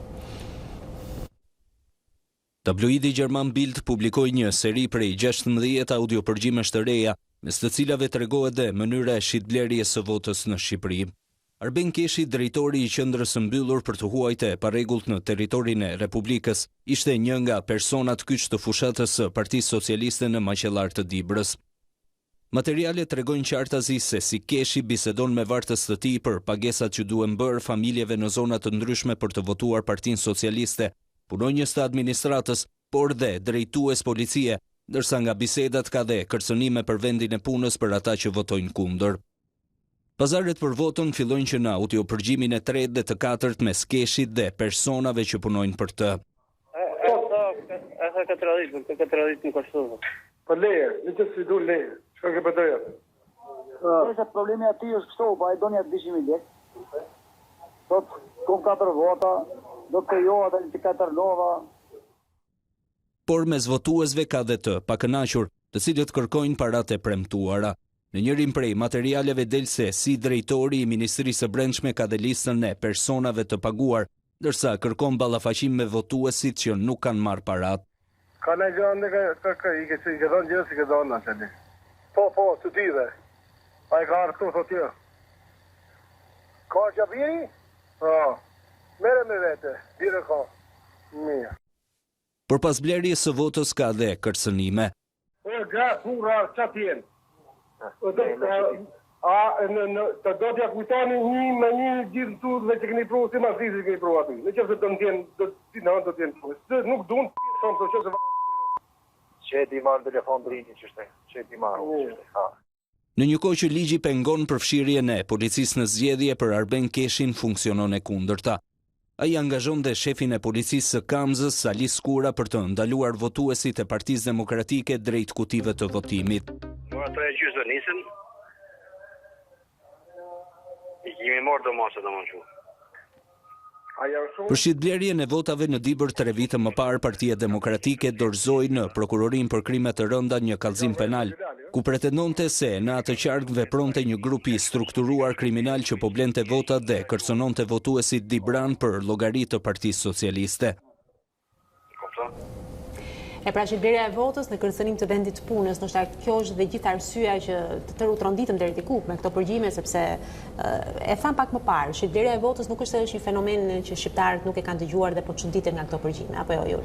Por kush dëgjon ka ekzistuar sigurisht prej më shumë se 20 vitesh, nëse mund të themi, por që kur e dëgjon me audio kur e dëgjon me audio dhe kur e dëgjon vërtet që kërcënohet për një vend të pune apo për po në thelb faktikisht në thelbi i gjithë historisë është shitblerja e votës. Pa çka se po t'i marrim përgjimet të kryeministri Rama, sepse përdoren edhe politikisht. Kryeministri në vetvete nuk është se përbën vepër penale kur flet me Arben Keshin dhe i thotë që u arritën objektivat. Besoj çdo kryetar ose çdo lider i një partie pyet përfaqësues të partisë së tij dhe a janë arritur objektiva. Më pas nëse flasim për Arben Keshin, në atë kohë ai duhet të ketë qenë shef i policisë së Dibrës, dhe nëse ka qenë shef i policisë së Dibrës, pasi ka qenë më parë dhe kryetar komunës së Maqellarës, është akoma më e rëndë.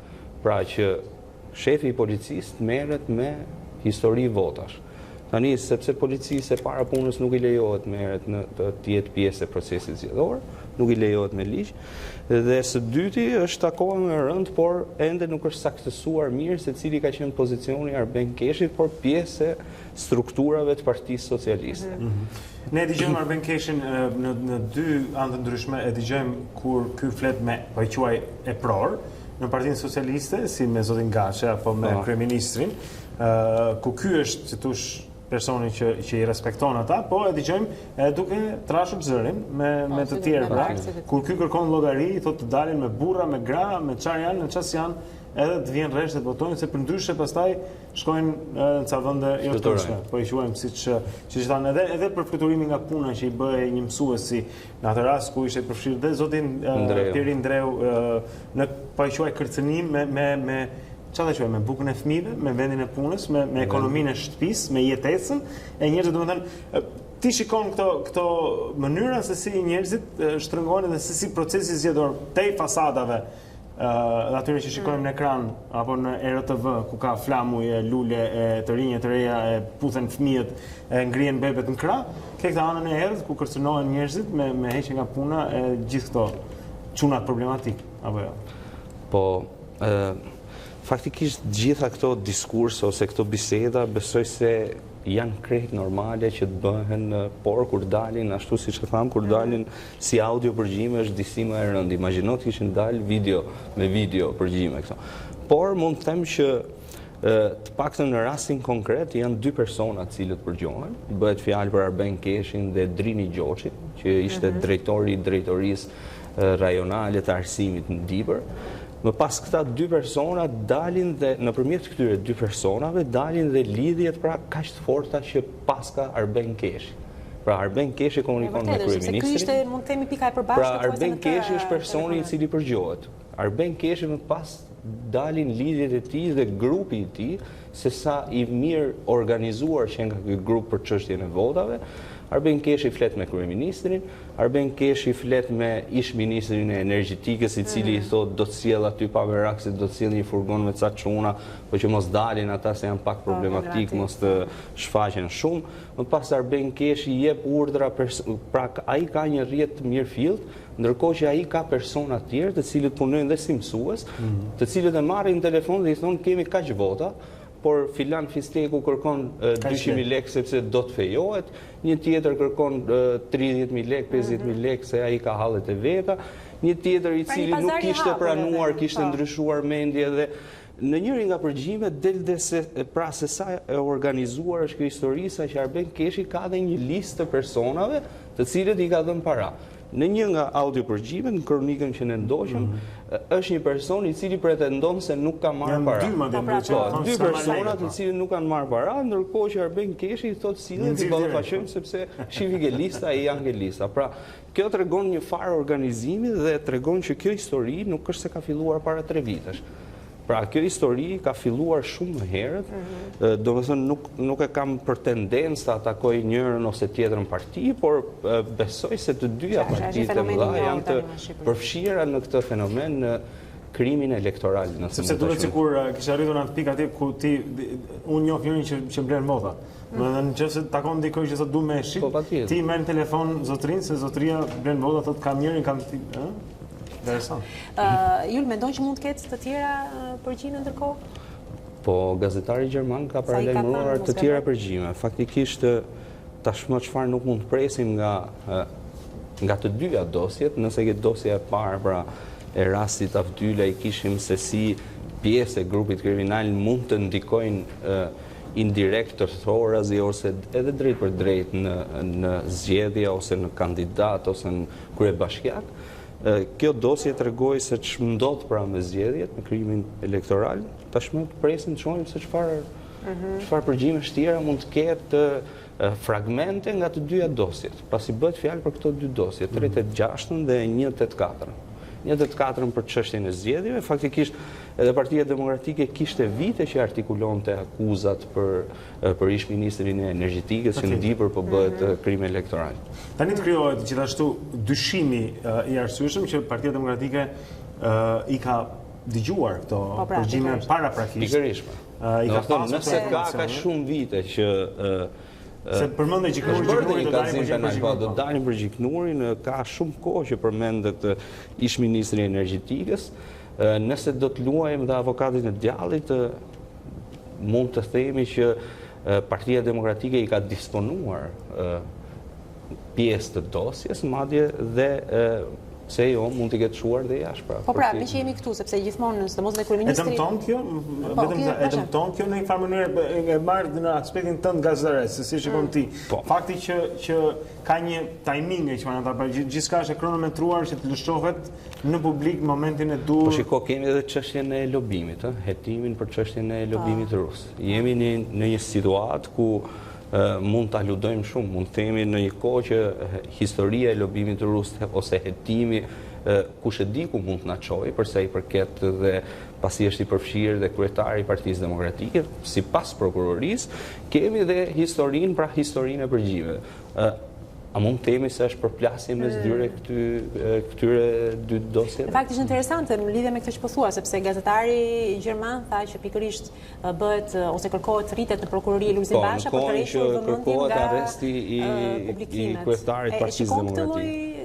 Mund të jetë kjo gjë apo mendon që vërtet është një rast që Lulzim Basha duhet të dalin prokurorin fundit apo? Faktikisht këtu është dhe problemi i prokurorisë. Ka një letër porosi të Shteteve të Bashkuara për sa i përket lobimit rus, i cili ka shumë kohë, mund të themi verën e kaluar, i cili ka mbërritur për sa i përket lobimit rus, dhe prokuroria ashtu si dhe në këto të paktën në këto 2 dosje tjerë është shumë e vonuar.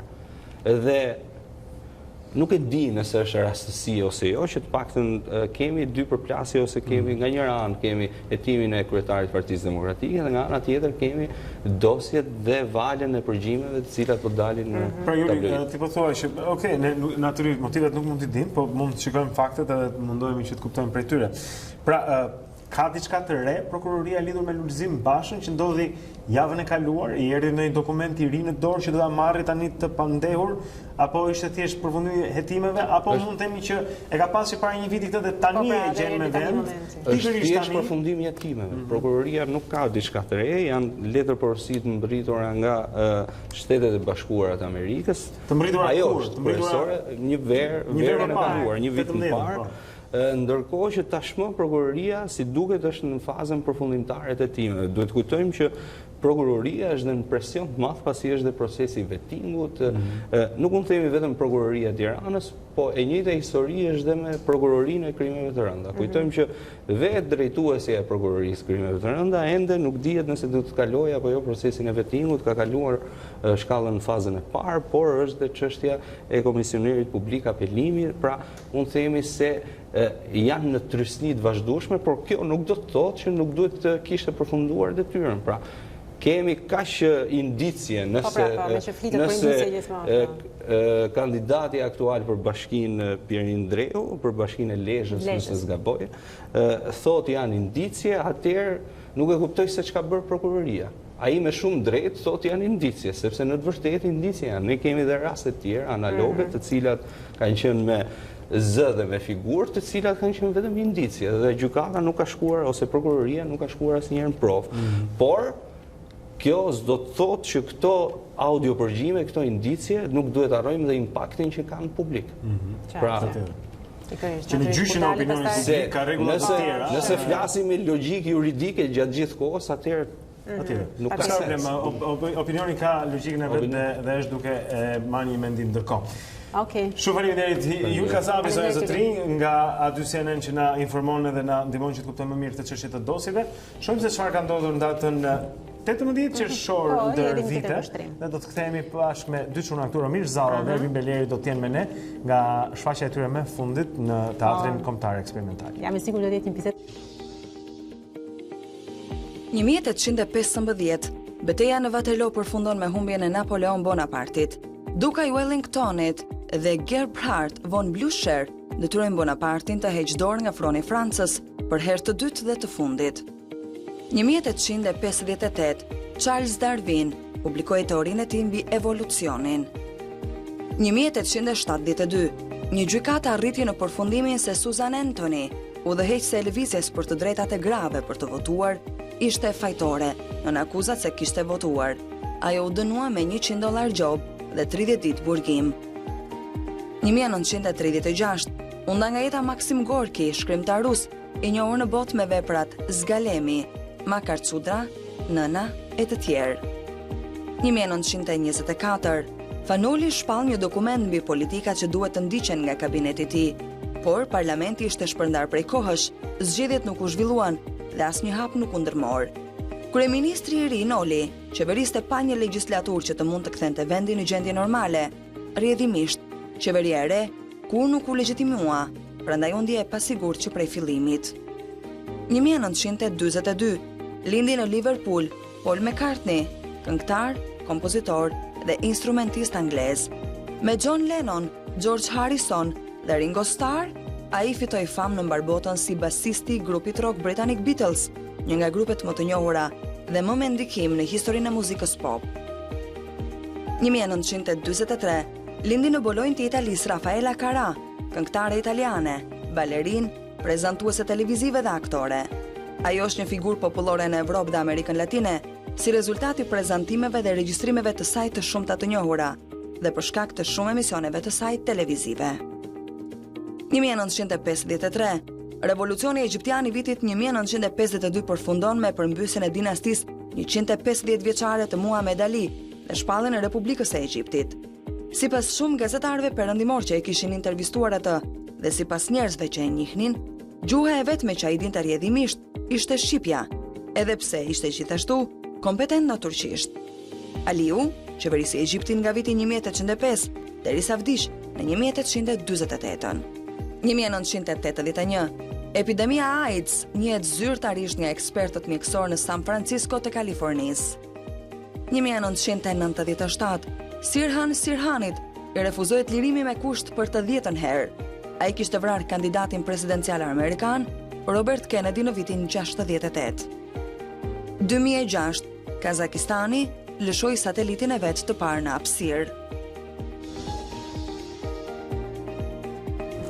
Nuk dëgjoj, nuk shikoj, nuk flas është titulli i komedisë greke nga Yorgos Theodosiadis, zonja zotrin, cilën Romir Zalla bashkë me Ervin Belerin, por bashkë me ju ka qenë edhe Aler Qelo Aliaj, e vunë në skenën e teatrit kombëtar eksperimental. Edhe Jorida Meta. Dhe Jorida Meta, e cila... Jo ka qenë, janë ata. Ja, natyrisht, por që e patët një takim të parë me publikun. Pra kjo ishte premierën kjo shfaqje në këtë radhë? Po. Kjo shfaqje në fakt e ka shënuar premierën e saj në datën 2 qershor në Fier. Premierën dhe 2 repriza, kështu i thonë repriza. 2 shfaqje. 2 shfaqje. Po jo, kjo është 2 shfaqje. Repriza. 2 shfaqje të pas ndjekura të premierës. Okej.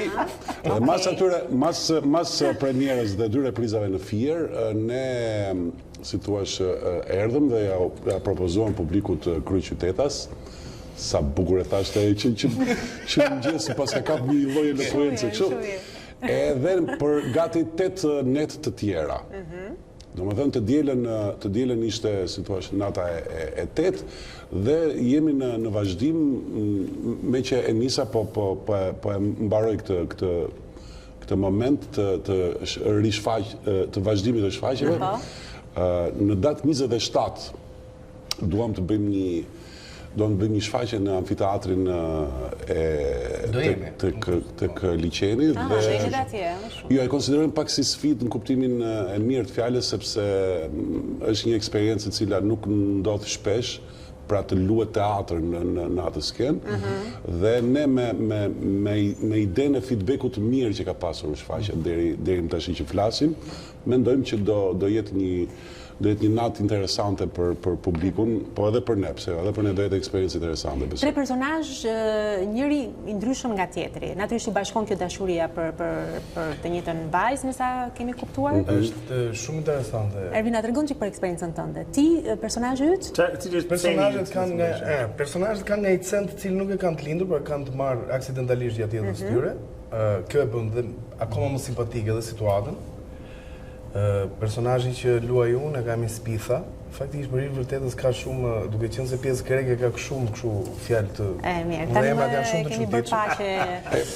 Emri personazhit tonë për shembull është emër onomatopeik, sepse Spitha ka bënë personazhi im nuk flet, ka pasur një aksident.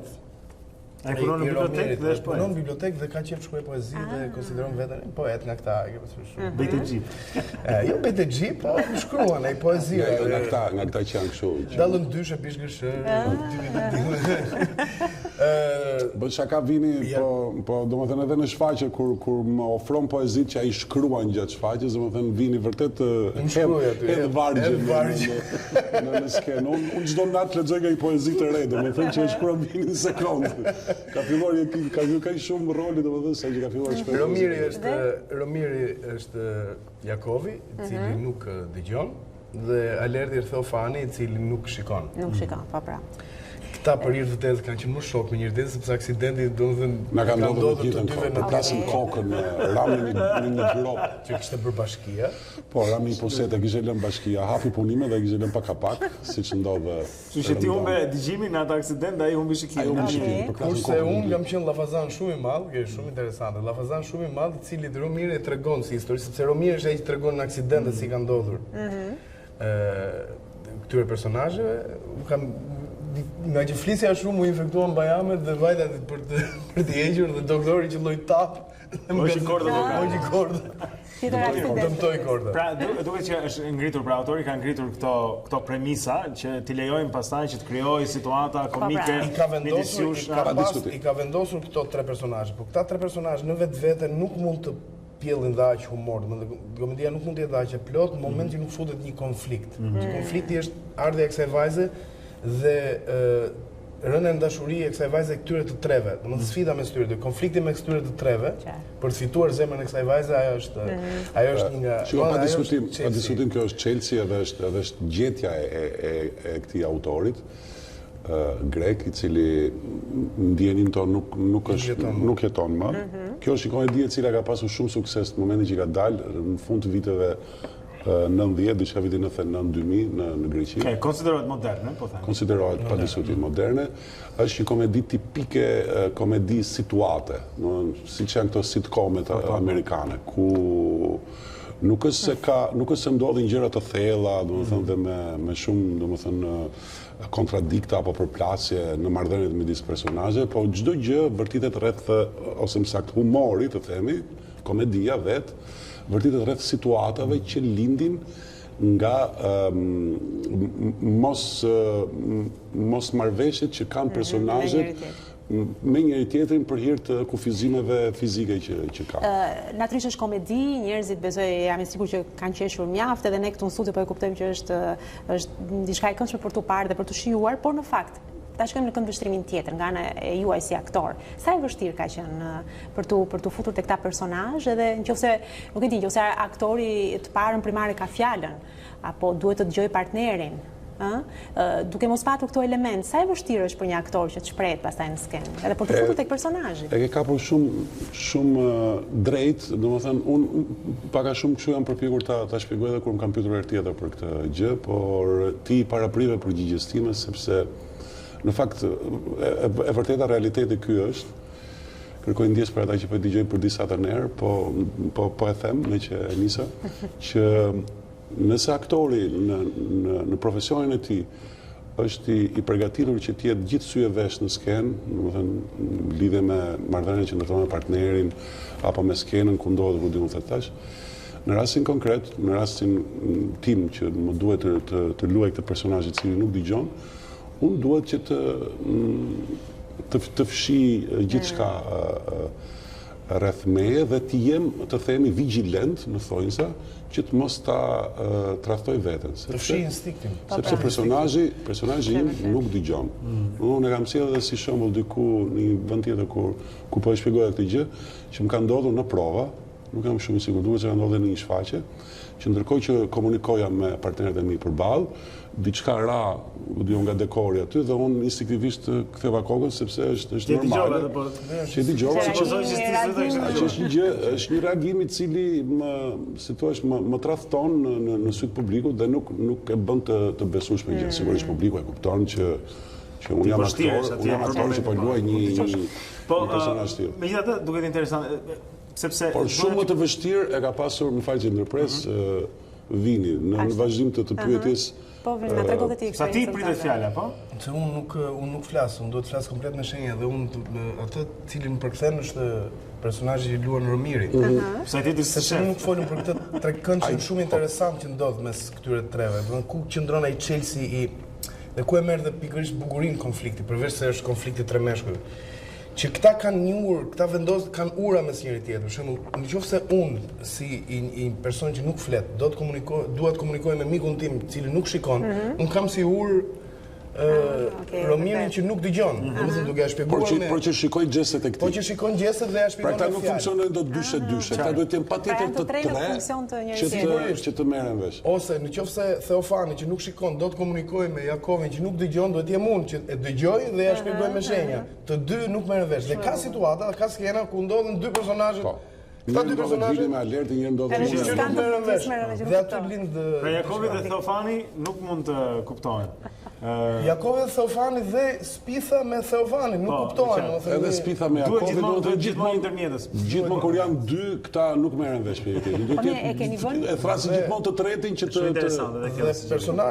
personazhi i Spithës është një personazh i cili, siç e thash, pak vjet ka që i ka ndodhur ky aksident, kështu që edhe shpjegimet i ka. Si ka është mësuar? Ka, sepse unë kur e morëm fillim, ju futa, tentova seriozisht, dhe ju futa të kërkimeve në internet për të parë, domethënë vazhdoj i shoh, domethënë për shoh përgjithsisht shprehje minimale, domethënë shprehje ato faleminderit, mësoj dhe prej vinit kemi mësuar dhe ne, për shembull që njerëzit që nuk flasin kanë alfabete të ndryshme, pra flasin është alfabeti italisht, ASL-ja për shembull është ISL-ja, po është BSL-ja, British Sign Language është ISL-ja, italisht. Edhe shqipja kam parë krahasimet, domethënë kishin ndryshime, edhe shqipa ka ndryshime. Se më bënte përshtypje është impatut për shembull që unë i shpjegoj asaj vajzës që spitha di 5 gjuhë huaja.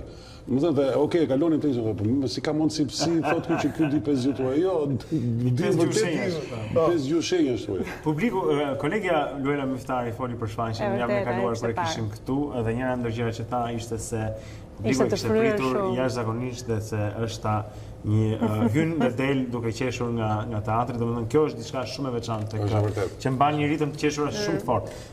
Si ka pritur pra, nëse mund të marrim po themi reagimin tuaj ndaj reagimit të publikut. Ka pritur me goditje si koltuqesh para. I ke pasur që ajo qeshur ai bie edhe me këtu. Është vërtet.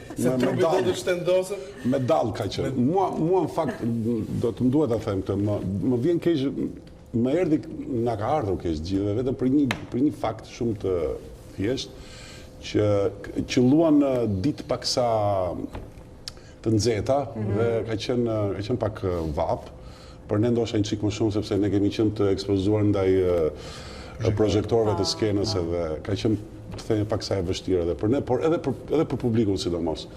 Dhe vërtet i kërkojmë ndjes, pra ai sa na takon i kërkojmë ndjes që ndoshta një moment të caktuar mbas të themi një orë ca shfaqje nuk ka qenë shumë komode për ta ndjekur shfaqjen deri në fund, sepse shfaqja shkon diçka ke 2 orë pa 10, 2 orë pa. Sa i ndesh futbollit. Sa i ndesh futbollit. Shkëlqyshëm, tamam i shfaqje për burra. Po gjithsesi bën shumë gola.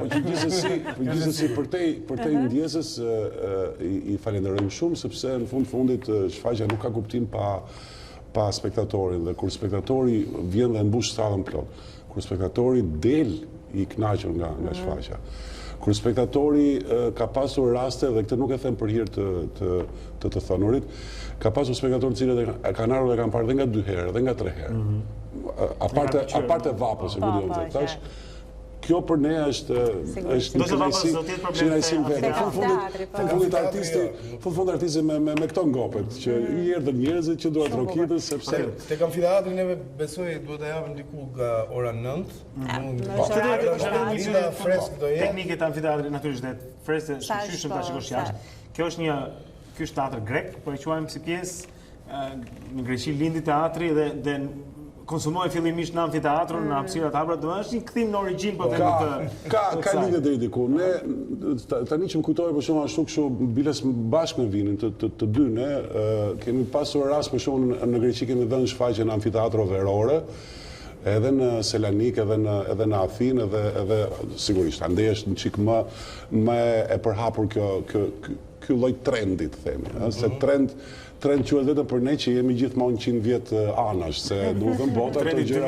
Brapa po jemi anash, se mbrapa mirë. Do të thënë është nëse ka lajm, për shembull, ky është një lajm i mirë që zhvillojnë aktivitete të tilla, të themi teatrore dhe në ambiente të hapura, që këto aktivitete teatrore të themi zgjasin edhe gjatë periudhës së verës, sepse ne gjithmonë, domethënë, jemi mësuar ta mbyllim aktivitetin fatkeqësisht, në fakt duhet të jetë kështu në fund të majit dhe pastaj e fillojmë në fillim tetorit edhe çdo gjë pastaj është pauzë që nuk ka sens, kështu që në këtë sens mendoj që do jetë një eksperiencë goxha e mirë dhe goxha simpatike për të dyja palët. Shumë mirë, shumë. Na vjen shumë mirë. Jo, vërtet gjë mirë dhe po mendoja po reflektoja. Dhe sigurisht që do vini dhe ju të dy. Patjetër, nuk kemi nga shkojmë, atë për në freskë në amfiteatr kush është ai që nuk ta çdo ta. Nëse nuk do jetë freskë në orën 9, ne e bëjmë në orën 10, nuk ka problem. Megjithatë, jo, çfarë po mendoja, ju nuk merreshit vesh personazhet tuaj me njëri tjetrin, sepse njëri nuk dëgjonte, tjetri nuk shikonte, tjetri nuk fliste, po imagjinoni disa njerëz që i kanë të tëra këto mundësi dhe prapë nuk merren vesh. Si shpjegohet? Ta lëmë kështu, ta mbyllim me këtë pyetje. Le të themi që një nga mesazhet e forta është edhe kjo që mirë, po edhe ca që janë normal nuk marrin vesh edhe nuk flasin, nuk dëgjojnë dhe nuk shikojnë. Mirë, gjithsesi ne vërtet ju falenderojmë, ne ju urojmë shumë suksese edhe për punët e tjera, se di që po punoni për tek kësaj shfaqje edhe me shfaqje tjetër, kështu që mbasi do të kemi për na kemi vetëm pak, po. Jul Cezari. Komplet tjetër gjë, komplet tjetër gjë, po që është motamo me këtë që po ndodh sonte këtu. Shumë, do të kemi kohë dhe na premtoni. Motamo, ja gjithë kjo që po ndodh rreth për qark është. Na premtoni që do vini dhe do të flasim edhe për këtë kontinuamentin, dakor? Okej, shumë mirë, edhe ti Brut. Ne do të kthehemi teatrit sërish me çunat kur Jul Cezari tjetë në skenë sotri. Por këtu kemi ardhur në fund të Dita Jonë për sot. Dita Jonë mbaron, por nuk mbaron lajmet as si janë aty. Sigurisht do të jemi me Albalishanin dhe Ditarin, ndërkohë kemi ardhur shumë afër me njëri tjetrin për të bërë mbylljen e emisionit. Të lëm takim nesër në orën 7, do të jemi këtu së bashku për t'ju bërë shoqëri sërish nga ora 7 deri në orën 8:45 minuta. Ditë mbar, mirupafshim. Ciao.